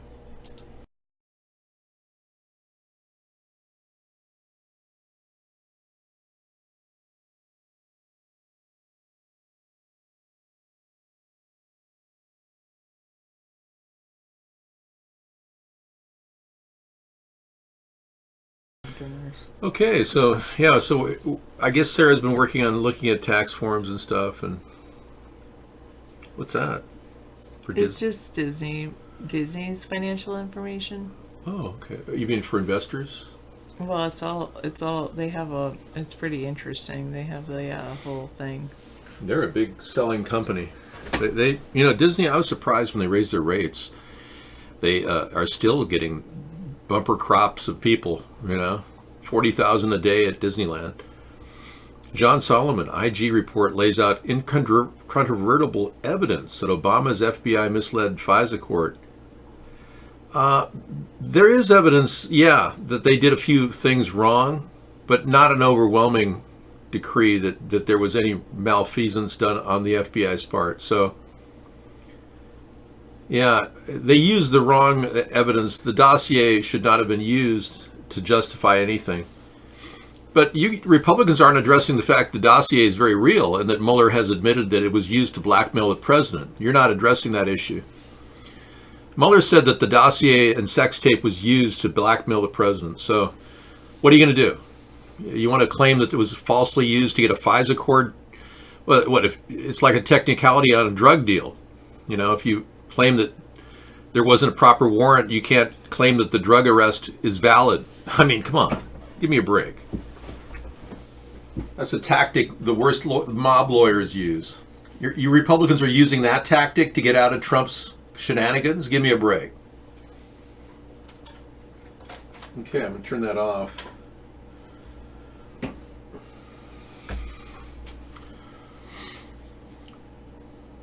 I know the dossier was using the second one, and your Slow Mo's made a good point. The first dossier was correctly used. Excuse me, the first FISA order was correctly put together. They were investigating our Carter Page after the fact the Russians were being investigated. They were running an ongoing investigation into Russian interference in our election process, the FBI was, on Obama's orders. It had nothing to do with Carter Page. They actually walked up to him and saw him trying to reach out to the Russians and said, don't, they're recruiting you. But Carter Page still met with the Russians and still was influenced by them, even though he was warned by the FBI. I mean, that's a slam dunk against the Republicans, sorry. I don't care if anything was miscalculated with the FISA case. What really matters is, was Carter Page working with the Russians? And yes, he was. Thank you. All right. All right, here's David. And thanks for a great evening and giving me backup. I needed it. You can seal me in here and close the door on the place. And enjoy the rest of your evening, Sarah. Thank you. Yeah, so it's just a technicality. I mean, it's like you're trying to close a case against a drug warlord, and you're claiming, no, they didn't have a FISA judge check off on this one box, therefore the whole case is out. What? Marianne Williamson falls for a fake news story about Trump pardoning Charles Manson. Well, there you have it. Even fake news is migrating through the news right now. You can't stop it. Trump supporting all these the supposed shootings without any blood evidence whatsoever. It's like, okay, so Trump's just abiding by all the false flag events where people are basically crisis actors go live, and the entire event becomes a spectacle to the American people that somebody died, but we don't see any blood. That's been the case in every single case. In almost every single case, the guy either kills himself right there and then or dies later. We had a case in our area where a person from Turkey moved over here with his family and then decided to grab a gun and go after his ex-girlfriend at the Macy's in our area. And they have footage of him going into the Macy's, shooting all these people. It looked real. But that could have been fake too. I mean, but it looked real. And then he was taken over to a court on the other side of the where we live, about 30 miles away, and was put in their jail system and suicided. Never even had to go to trial. How convenient. Yeah, so we don't really know what his roots were or if they were terrorist motivated. There was no follow-up. He just suicided. It's like end of story. We don't have to investigate this guy. They all suicide right at the end. Oh, how convenient. Anyway, we'll be looking at all these Las Vegas shooting Photoshop discoveries that Scissor Fight brought us. And I can't play them during the show because YouTube doesn't want to see that stuff. Any kind of proof or evidence to the contrary of the mainstream narrative, they say no, we don't want to allow that on YouTube. They consider it a hate speech, which I'm really quite shocked that the discourse itself is being suppressed by YouTube in all levels. We should have the option of showing proof or counterproof instead of claiming everything's fake news except all these shootings. They're all real. We're supposed to believe all these scary things that are happening. God, some of these children are so upset that they're giving up completely and turning into, mental vegetables. No matter how much exposure they get, they still are giving up their effort to fight for a better world, and it's so sad. It's like they're demoralized. One such person is you-know-who. Greta, it's your time to speak.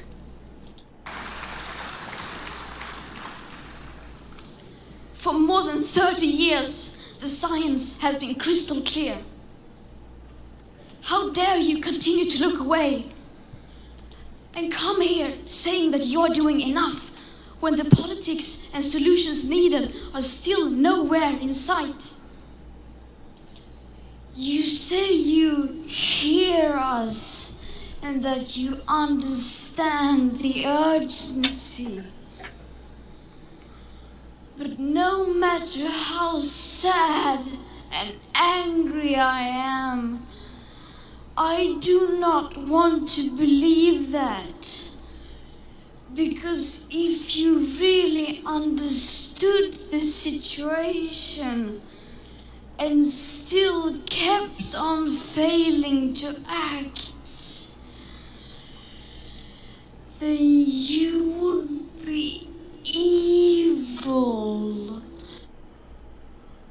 Okay, yeah, you would be evil if you, say, put a young girl out with braids like Hitler did and promote her as though the poster child of sadness about the environment, and be the ones that are actually polluting the environment, causing the weather modification to occur, and then not even allowing you to speak out about the chemtrails that are being dumped on our heads.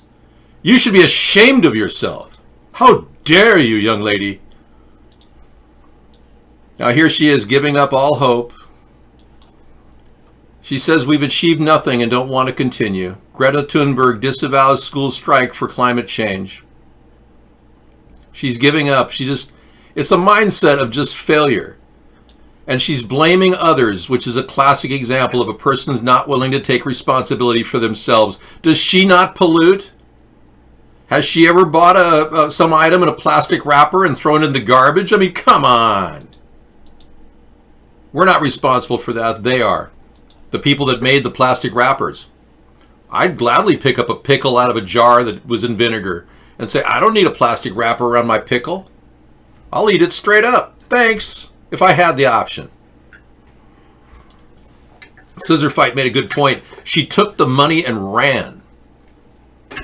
She just got all this free press and just ran. Shame on our parents for using her. Good point, guess 889. Yes, Elizabeth Warren, the lies just keep coming out with her. She now admits she pocketed $2 million from illegal practice, which included anti-consumer representation. I mean, she backed a company that fought against consumer rights. Can you believe this? And Elizabeth Warren wants to pretend like we should believe a thing she says. Yeah. Cherokee Indian, my whatever. David's facial structures around the eyes and nose look similar. Yeah, I am very similar in the way I look. Greta and I look very similar. I am the male counterpart of Greta. I am an older version of the same indigo child mold that she was born from. Yeah. I was an indigo child, you know. I cared just as much about the environment as she does. And to this day, I still feel a strong affinity for the environment over your love of Roundup and pesticides on your food. And I just don't see why you people continue eating like a bunch of mindless herds of cattle when you could be buying organic food. Yeah. Similar. The eye structure, yeah, very similar. Yeah, see that in the nose, yeah, and the mouth, yeah, very similar. She could be my child, but not. I haven't had kids. Now, I heard this story last week. Bill Barr indicted eight people, including the Mueller top witness, for funneling millions of foreign donations to Adam Schiff, Hillary Clinton, and top Senate Democrats. Yeah, I heard that story last week. Who cares? Don't you know that the real story is the impeachment of Donald Trump, not Bill Barr indicting anybody? Bill Barr ought to recuse himself for his involvement with the Russians and with Jeffrey Epstein.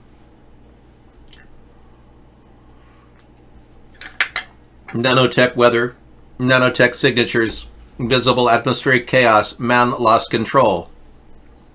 The sky is falling. Warning. Hi, everyone. It is still December 9, 2019. You see this right angle up here, right up here? How nicely defined it is. Oh yeah, I do. She's going to look at some. It's almost like she's doing the One Pacific Redwood thing. Yeah, I think that's great. Fantastic. Let's take a look.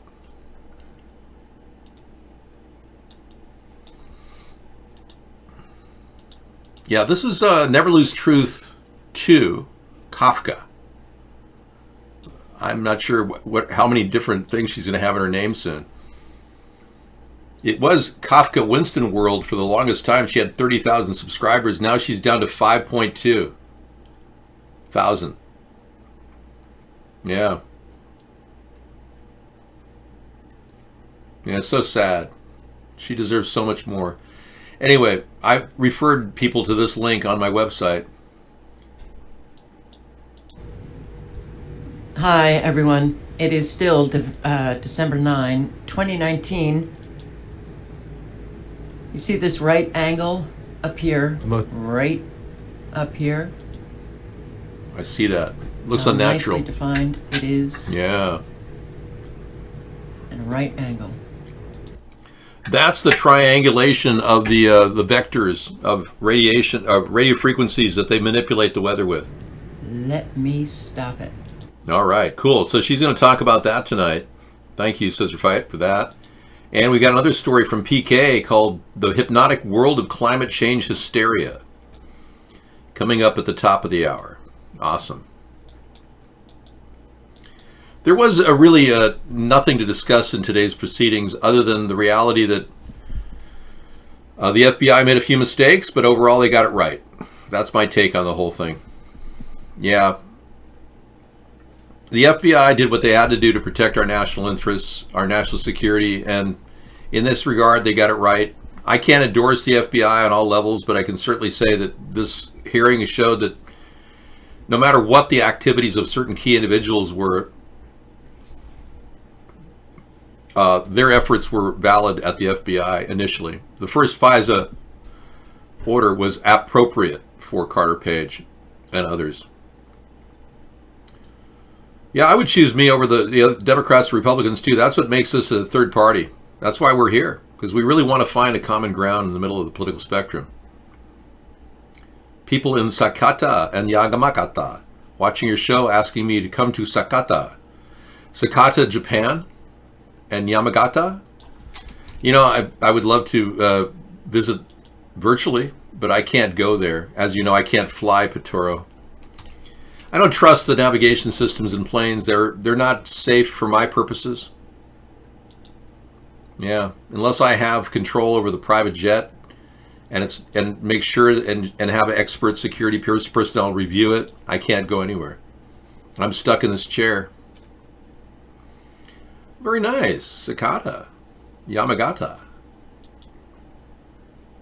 Let's take a look at this beautiful area that's watching me right now. We'll do an interactive visual.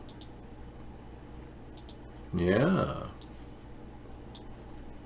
I am having problem with the primary unit. Ever since Windows 10 came out, they made it impossible for us to screen grab. It's just amazing. Okay, here we go.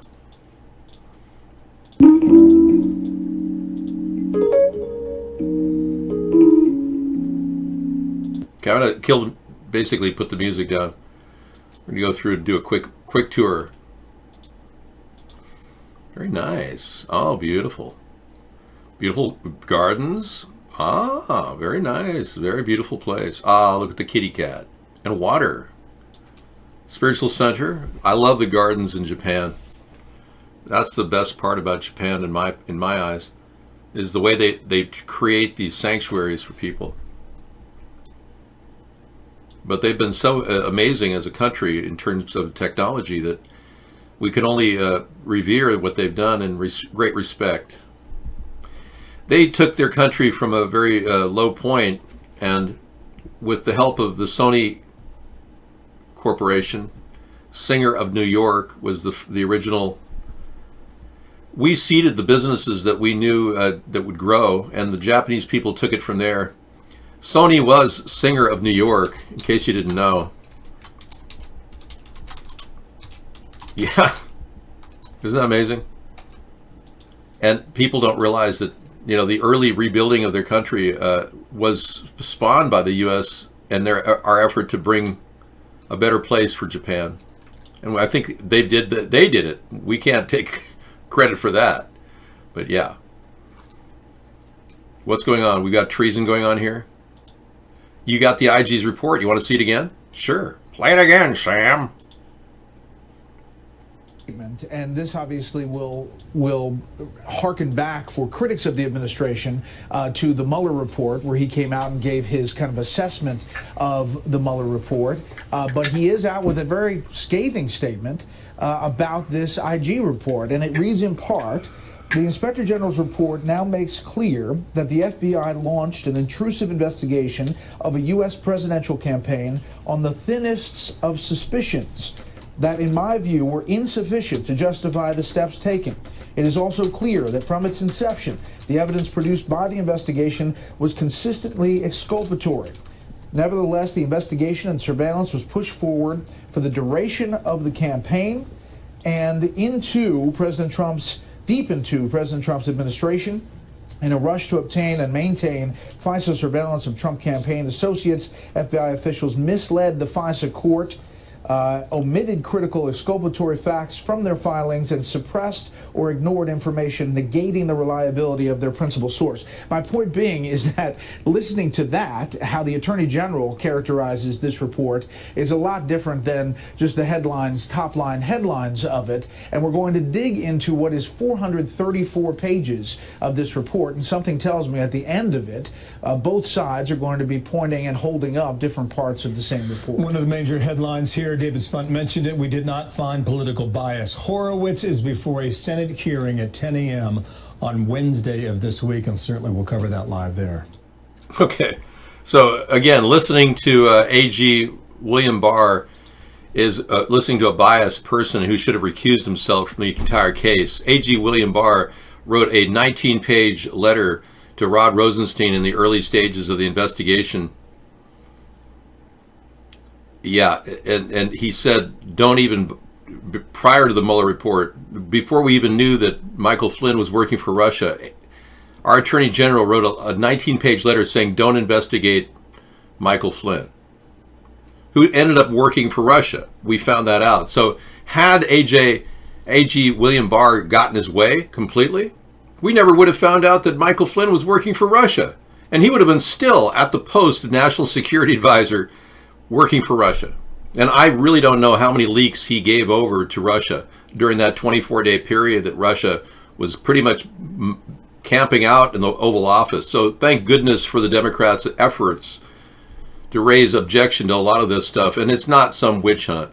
This is driven by protecting our national security. And many of you Republicans don't understand that. You don't have a clue as to what that's about, because you're more interested in holding on to your power in this country that you gained illegally by cheating in the election with Russia's help. It's amazing how Republicans operate. It's like the party of greed. And if anything affects their greed, all their panties get in a bunch, and they all have to get together with a caucus and come up with a way to protect their greed. Republicans are truly bankrupting our nation under Trump. But the Democrats did it under Obama, so I can't really defend either party. Yeah, there's no way I can. Neither party is pursuing this. Life, liberty, and the pursuit of happiness. We're doing that. We're seeking that in this effort. They're not. We are trying to do what the Declaration of the Independence has actually claimed that the purpose of government is for, pursuing your life, your liberty, and your pursuit of happiness. They don't seem to be able to do that. Hey, a day without Jeffrey Epstein being alive, since he is alive, we should talk about it. It's only right. Life, liberty, and the pursuit of happiness.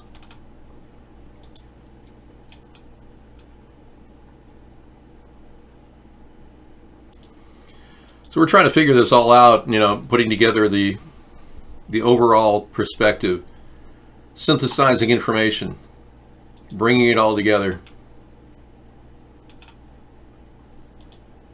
Here is the picture of him dead, which clearly does not match.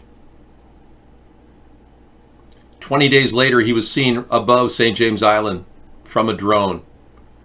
Yet the government will not investigate either case. Isn't that amazing?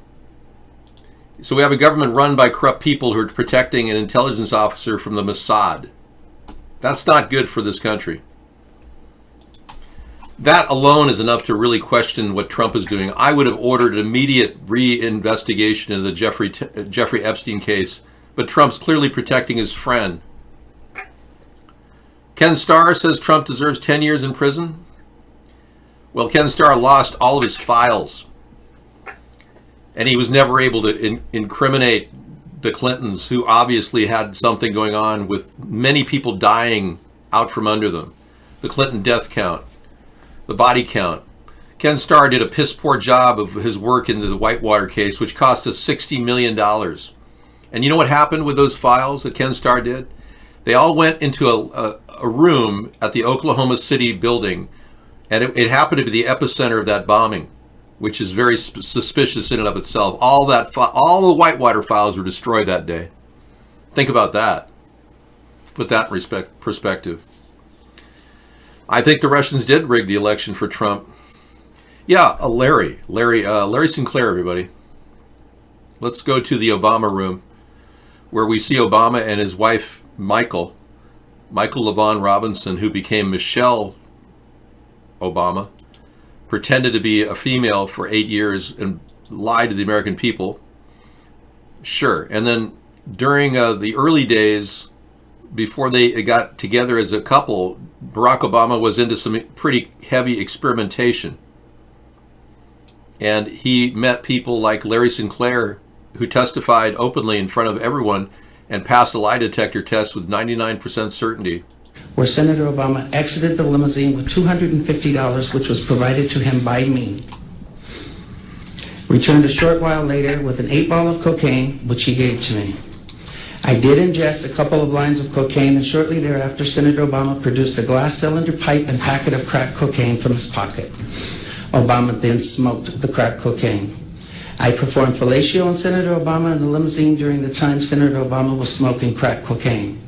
After which I had the driver take me to my hotel, the Comfort Suites, Gurnee, Illinois. Thank you, and thanks for telling us, Larry Sinclair. So what was that life, that pre-life, like with Barack Obama? What did he used to do? Well, he had gay love affairs with various people, these men in particular. When he was with Reverend Wright at the Trinity United Church in Chicago, he actually was involved in a club called the Down Low Club. And these are the three men he had homosexual relations with. Larry Bland was a man who died of AIDS at a very early stage in his development, which many people think was very strange. Right after diagnosis, he dies. And then Nate Spencer and Donald Young were both shot to death by an unknown assailant. Donald Young was a really great guy. He had a master's degree in education. He was going to become a principal. His mother was really devastated when he passed away. And she was very vocal about it. She was a former bookkeeper in the Chicago PD, and she said, Mom fears son was slain to protect secrets of Pal, who became president. And she never spoke again. She was never on camera or anyone. That was it. She probably was told to just disappear. And none of this was investigated by our FBI. So they've done a lot of things to cover things up in the Democrats, and it's no joke that they're continuing. Thank you. Thank you. Thank you. I know you all like that segment. I know. But there's no joke that it continues. They're continuing their stupidity. The FBI continues to not pursue case after case. I can tell you of probably 10 cases that are supposed suicides that look like murder. Anthony Bourdain, he had $14 million in his savings accounts prior to dying. After he died, he only had $1.5 million. That in and of itself shows intent to hurt him by some outside source. He didn't just drain his accounts and give them to people and then die. Highly unlikely. And Chris Cornell, the guy who was in Soundgarden, his death was very suspicious. Did not look like a suicide, in my opinion. He had 9 broken ribs and indications that he struggled for 9 minutes before he ended up choking on some rubber band that he was a workout rubber band. That looks suspicious. And then his friend, a month later, Chester Bennington, happy with his family, ends up dying that night from a suicide. That looks suspicious. The day before, he was absolutely, having a good time. And then they say, well, that face of suicide looks very weird. And that's absurd. And the list goes on. I mean, there's Kate Spade. Remember her? Kate Spade's husband, Andy Spade, the brother of David Spade of Saturday Night Live fame, was wearing a mouse mask from the child abduction movie, Disney movie, The Rescuers. The day after his wife died of a suicide with a red scarf. I'm serious, this is Andy Spade the day after his wife died out in public with a mask on, with a red mark on the thing, looking like a mouse or a rat. That looks suspicious. Like, why would he do such a thing? Unless he was making sure he wasn't the next guy to be taken out. And I want to make you a deal. I'm going to send you a mask. You're going to have to wear it to show your alliance with us, or you're the next one out of here. You know what I'm talking about? Yeah. You'll be at the Nagayo in Marriott Hotel watching your show and can say hello to Ayum-chan. Hello, Ayum-chan. Welcome. You're traveling now to the Nagayo Marriott Hotel lobby in Japan. The Nagayo Marriott is located at Prefecture. Google.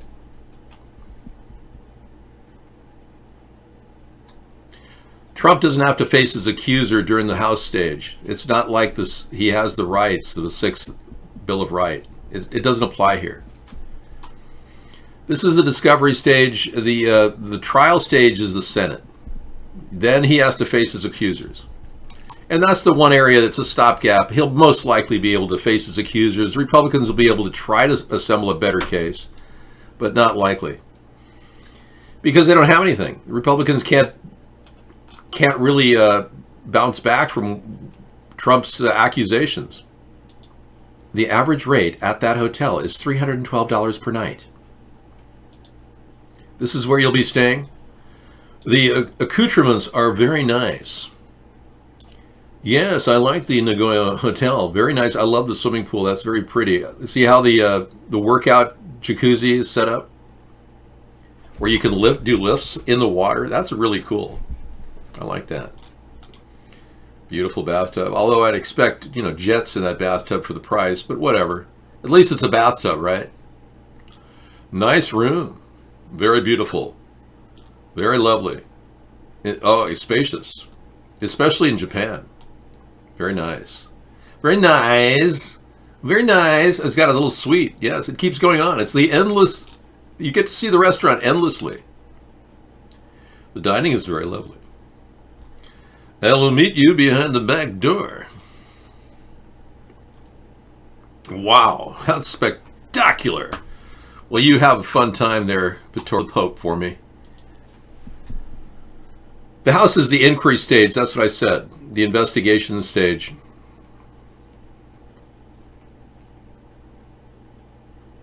It's not my choice, Final Dream.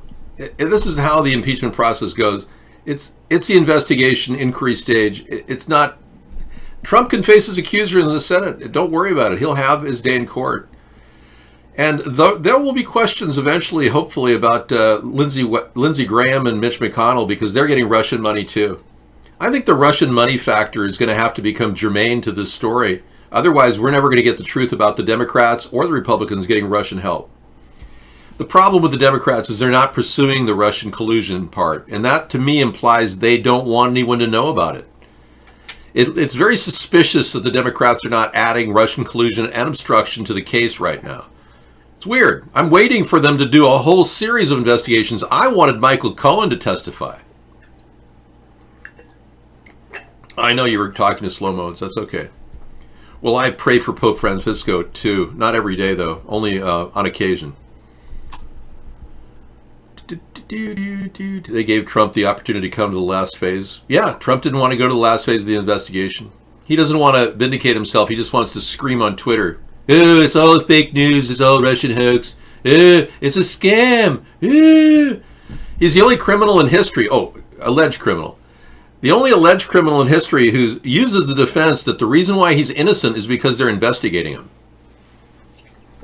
Yeah, that's pretty impressive. I've never heard that before in any criminal case in history, historically. He's innocent because they're investigating him. Yeah. And what's the deal with not wanting to present his tax returns? I mean, come on. What's going on with that? What's it all about, Alfie? So we're going to take those two items and take them over to the other room. All the ways he's helping Russia. Screen grab.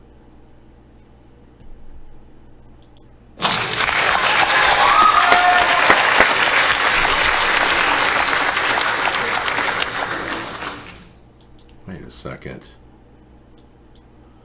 I gotta go back there again. That's not right.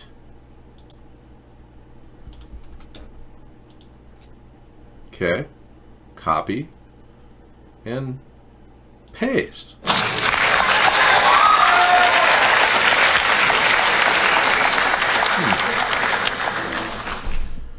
Well, that's not happening. I would have seen them on the screen. It was very unfortunate I wasn't able to do that. Sorry. We are going to see the flip-flop in progress as we approach the impeachment process. And as Donald Trump begins to realize that the walls are caving in around him, he'll probably get that resignation letter on the table and start filling it out and getting Pence out there and basically grooming him for the final year of the 2020 election, as you Republicans will be left with no candidate in 2020. Sorry. Who are you going to choose? Mitt Romney? Who's the next person? I think John Kasich ought to be a good Republican to run. Have you ever seen that anyone with a face like Donald Trump? Have you ever seen someone with that kind of look on his face? I can sound like Andy Rooney. Absolutely. I'm capable. He's starting to flip-flop on Kim Jong-un. Have you ever noticed when people who are mass murderers and want to fly missiles across the universe are a threat to our country, and in some ways our president doesn't care? Have you ever noticed that Donald Trump has really nice thighs?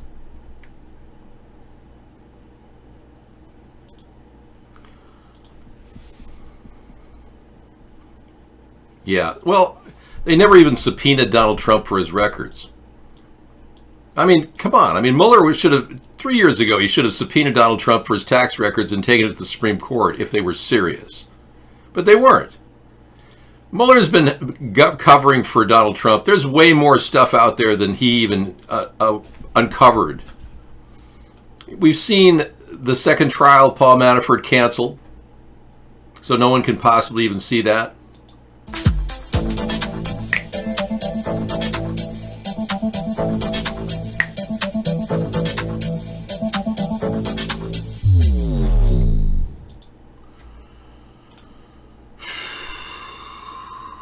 But you've got choices.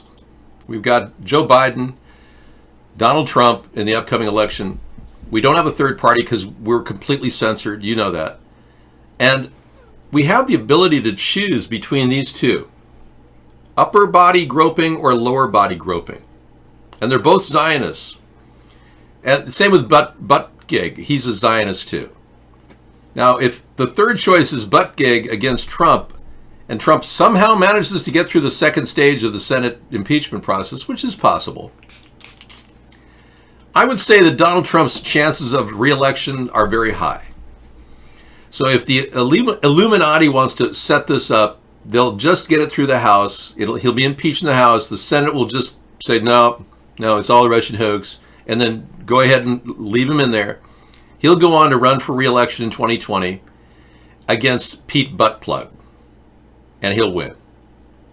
There's no way Pete Buttplug is going to beat Donald Trump in the 2020 election. Joe Biden, though, could. Definitely could. This area of a woman's body is a little bit more, protected. You see more topless bars than bottomless bars. That alone makes you think that Biden could win.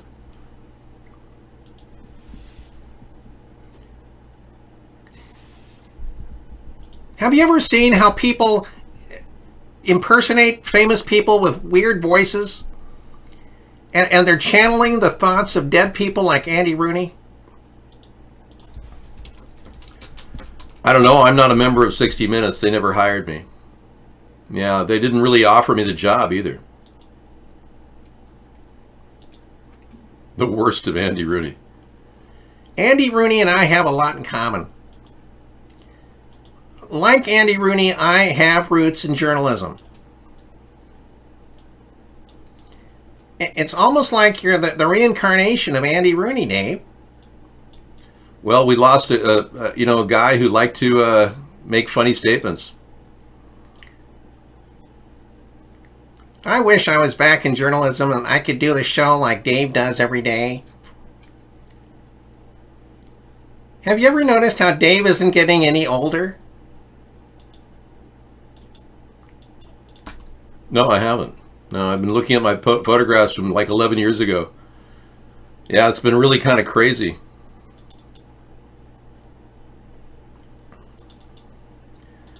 Here I was in 2008. Hi, good morning. As you can see, I'm still wearing the shirt I wore last night and yesterday at Blog TV. I still have that shirt, actually. Yeah, I should put that on the show some night. I should do a special with that shirt on. Anyway, moving on. Dave, 2020 would be a hand covering her mouth since they're trying to censor him? Right. This would be my 2020 pitch. My fellow Americans, I still drive a Honda Insight. I know you can't hear me, but I believe that this country has got freedom of speech. We just aren't allowed to show our mouth. Yeah. The illusion of freedom in America is rooted in our propaganda. And the very origin of that propaganda is built out of the hierarchy of our elitists. The Roosevelts, the Rockefellers, the Rothschilds. The Rockefellers built the NEA. They actually created the National Education Association, and it has been a big part of our programming in the public school system. So we are led to believe in 4th and 5th grade that we can vote, that we have a choice, that our vote matters.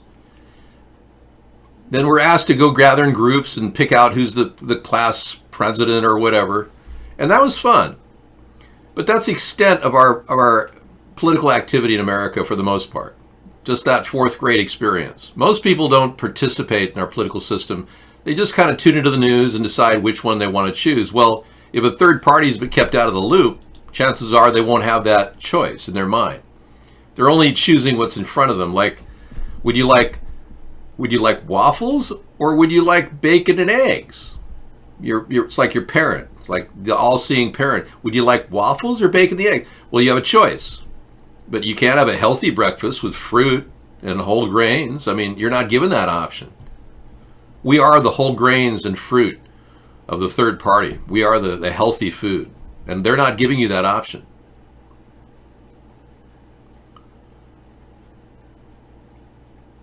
You can run for office at the local CIA precinct, sure. Maybe you get booted up. Sir, you can't even leave your offices without an armed escort. You're not free at all. You've been enslaved ever since you were cloned.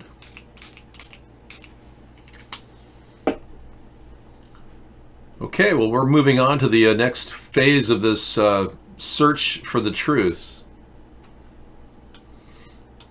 I brought this up last week. I think it's important to talk about it still. Adam Schiff, Debbie Wasserman Schultz, they're both advising on a think tank led by Jeffrey Epstein's brother, Mark Epstein.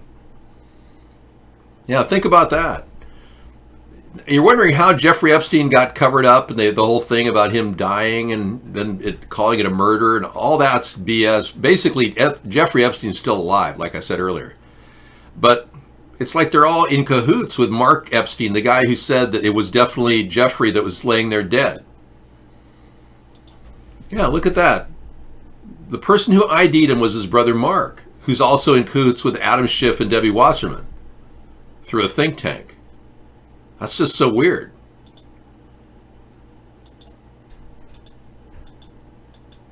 Yeah, you could try that. It looks no different to you. What are you, retarded? I mean, what's wrong with you? I have to draw you a picture? Oh my goodness. Sir, I thought you had logical abilities. Well, let's be clear. You don't. I'll draw you a picture, okay? Look at his ear.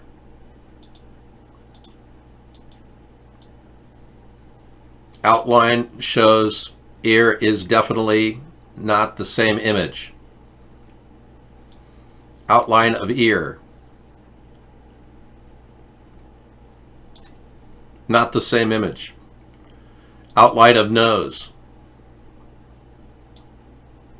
Curved. Straight. I'm sorry, but that is not the same guy. I don't know how you could think otherwise. You'd have to be brain dead. God. What's wrong with your ability to think? No wonder you've been brainwashed. You have no cognitive reasoning ability. You can't make critical decision making. No, when people die, right after they die, their nose doesn't start to bend. That's absurd. Haven't you seen the death mask of various people?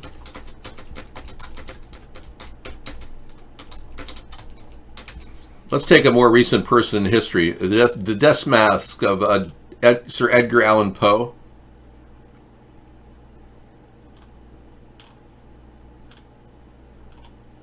I can't, it's not coming up. Yeah, I would have normally found it, but I don't know. It's becoming harder and harder to find things like that now. Yeah, it's weird. It's like not even available. It used to be right there at the tip of our search. Now they can't even find death masks. Huh. Interesting. Must be too much data out there.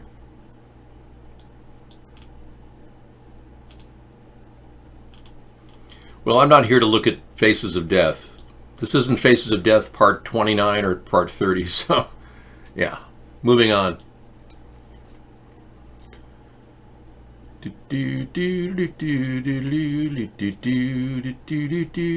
Oh yeah, Epstein has personal ties with the trafficker, or rather our Attorney General. Yep.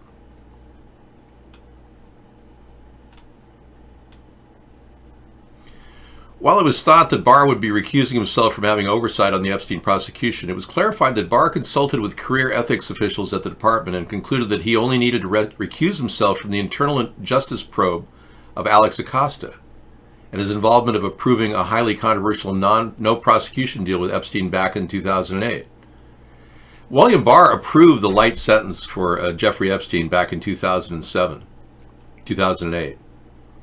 So Barr did not recuse himself from Epstein's current prosecution in Manhattan and is now instructing the Department of Justice Inspector General to open a probe into the disgraced financier's death. He hasn't done anything. This is an older story.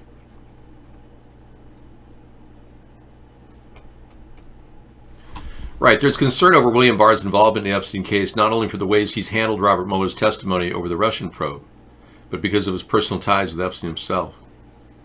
So Barr worked for the law firm that represented Epstein in 2008. Wow. Huh. I did not know that.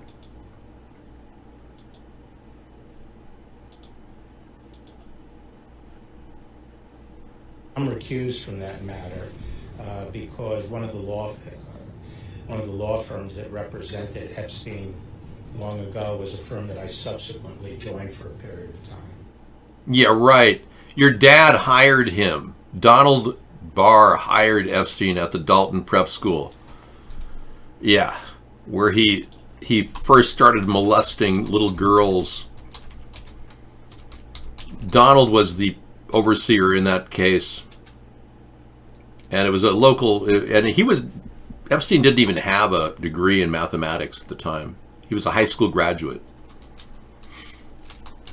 So very suspicious stories there. His behavior was noticed. A lot of strange activities Epstein was up to. So these stories are just not getting handled by Barr at all. He won't even discuss the early days of Epstein or his Mossad connections. Barr is barely even scratching the surface on the corruption here. Yeah, Epstein was known for his bizarre outfits that he used to walk around with his shirt wide open and his hairy chest and his gold necklaces. And Barr is covering for him. Yeah, that's what's happening. That's why they're not getting any truth investigations into Epstein being alive. So here's airplane clouds killing Los Angeles, flying over the city of LA. As you look up at the sky, you can't help but wonder, are they spraying you? And the answer is yes, they are. Spraying you softly with his song. Some people still don't notice the airplane clouds. No. It's kind of strange. How could you not notice something so obvious? These striations in clouds that you see now are caused artificially.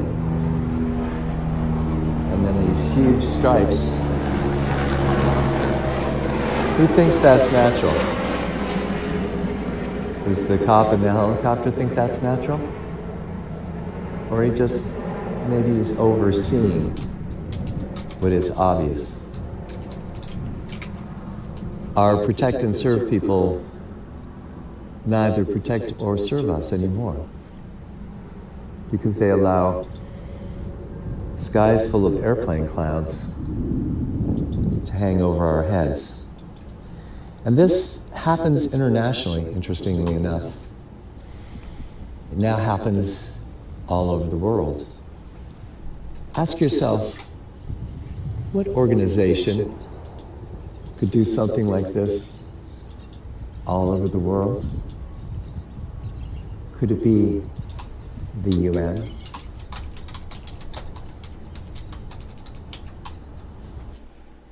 Could it be? Yeah. Could the UN be doing it?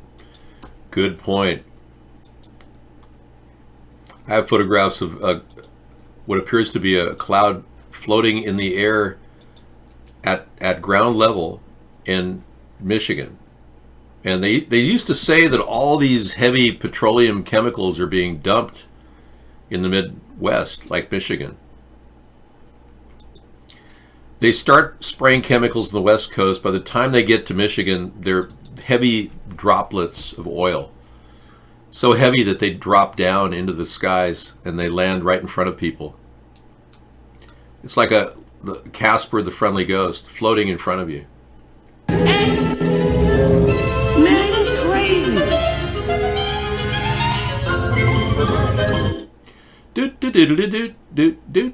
Yeah, isn't that amazing? And it's just floating right there in the sky. It's like,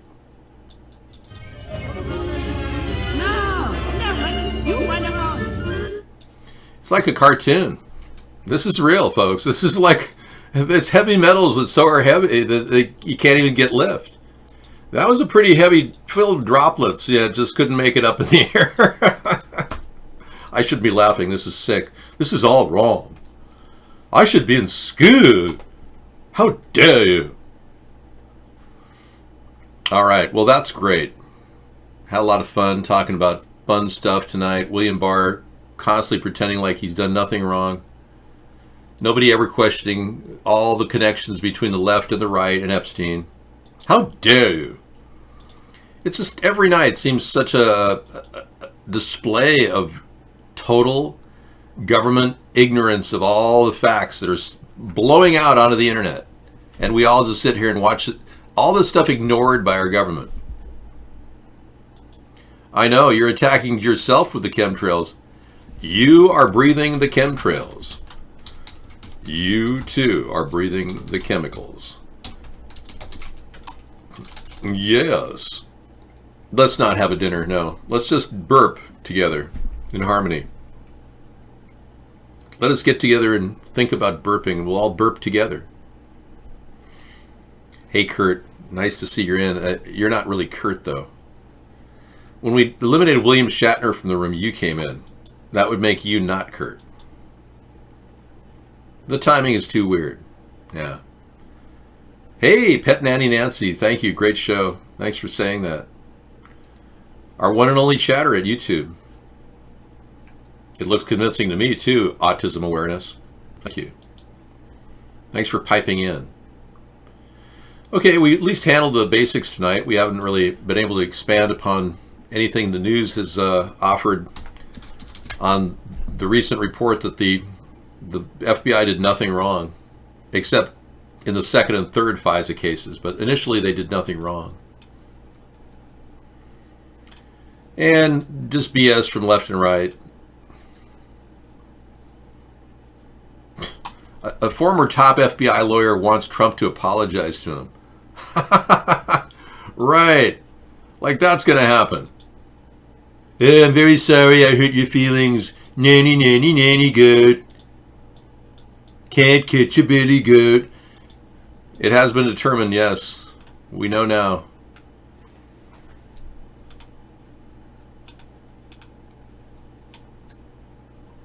The man behind the child known as Trump. This AG coming out and raining on his own agency's parade? No, I didn't. I probably should have, given the statements he made about the Mueller investigation, but I did not see that one coming, quite frankly, and it was disappointing.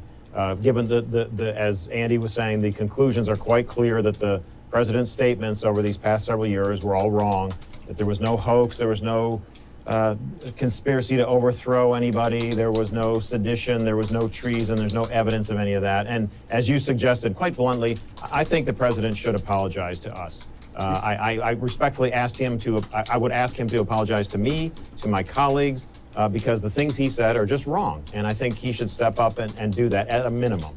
It's just wrong. So anyway, I didn't see the AG's thing coming, and that I found it really quite surprising and just not appropriate under these circumstances, given what he said and given what the IG had found. Jim, Thank you. At least the Attorney General is in direct opposition to the IG. Let's be clear. Let's be clear. So our government's at odds at all times. Our president refuses to make any moves. The Democrats continue to fire away with proof and all kinds of witnesses to support their claims. And Trump clings to the idea that he's innocent because they're investigating him.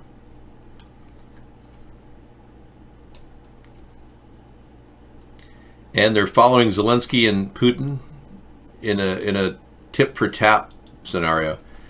Our government has willfully not followed foreign policy under Trump and not paid Ukraine in a timely manner, which is really the basis of the Democrats' charges. I'm not really sure if I'm going to watch that one. Hey, the protests are getting bigger in China, and it's partly because Xi Jinping refuses to compromise. An example of a not good leadership. And the fact that he's unable to make any concessions has driven more and more crowds of people out there. You know, I'm not going to worry about this. Cemeteries running out of space. Well, Bill, the Attorney General is out with a statement. I don't believe that. No. I think you got the wrong link there. Cemeteries are not running out of space. We have lots of land we can open up and call cemeteries. It's absurd. Have you ever taken a drive across the country? I've taken over 50. And I can assure you this country's got massive amounts of land available for lots of population growth. Even the theory we have too many people, it's more about distribution that's really the problem.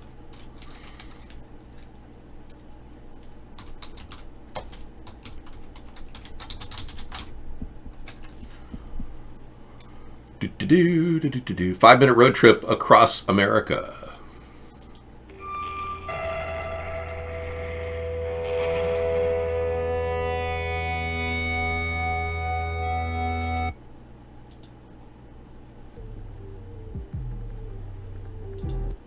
10,000 miles, and I got to tell you, there's plenty of space for cemeteries. Yeah, it's just, aside from the cities, look at all the open land. It's God's country out there. Oh, say, can you see? All right, so we've got it covered. Thanks for watching until 10 o'clock. Tonight's Conspiracy Monday is concluded. I will be discussing tomorrow's truth, and we will be discussing all the things that Donald Trump calls the truth, I begin to call fake news.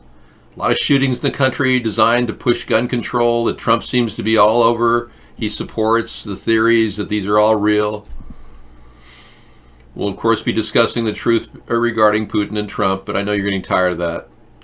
It's a love affair forged out of money, greed, and sex tapes. Now Trump has reached 13,000 documented lies. That's amazing. You're keeping track. I see that. Yeah, Southern Democrats did not help the Democratic cause to push for civil rights. Good point, Final Dream. Let's not forget that the real racists are the Democrats. They're the ones that call anybody out for the minor thing. Like when I did the blackface video, they called me out as a racist. There's nothing racist about impersonating a black president. How else was I supposed to do it in whiteface? It's absurd. So many of you have known me through the years because I did this blackface video, and it helped me get outside the box that they put me in America. We're seen by a larger global audience as a result of the efforts I did. And I'd do it again in a flash. I also want everyone to remember that we're definitely moving toward legalization for all recreational marijuana across the nation. I am going to be discussing that on Wasteful Wednesday and Technology Thursday and Freedom Friday. All those days deal with special issues.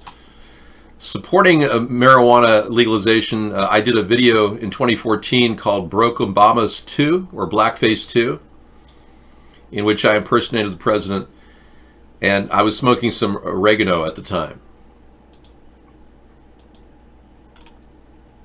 Yeah, they never complained about Dave Chappelle doing whiteface. Exactly. That's me. All right, so signing off. Thanks for coming in and participating in the show. You guys hang out, chat, all you want. 3 more hours of nonstop broadcast into the evening. All right. I'm going to go spend some time with Sarah in the evening, too, so I can enjoy her time. Sometimes she goes to bed really early, so I don't want to wake her. I know. But that's what we do every night. We keep this ball rolling. We don't stop. We can't stop. Take care. Good night. America is ready for a change. A third party is the change we need. Accountability in government, term limits for Congress, media verification, and a fresh approach to fixing our environment. We need a new direction for our nation. Join us in the middle of the political spectrum for our nightly commentary and discussion at America's Third Party.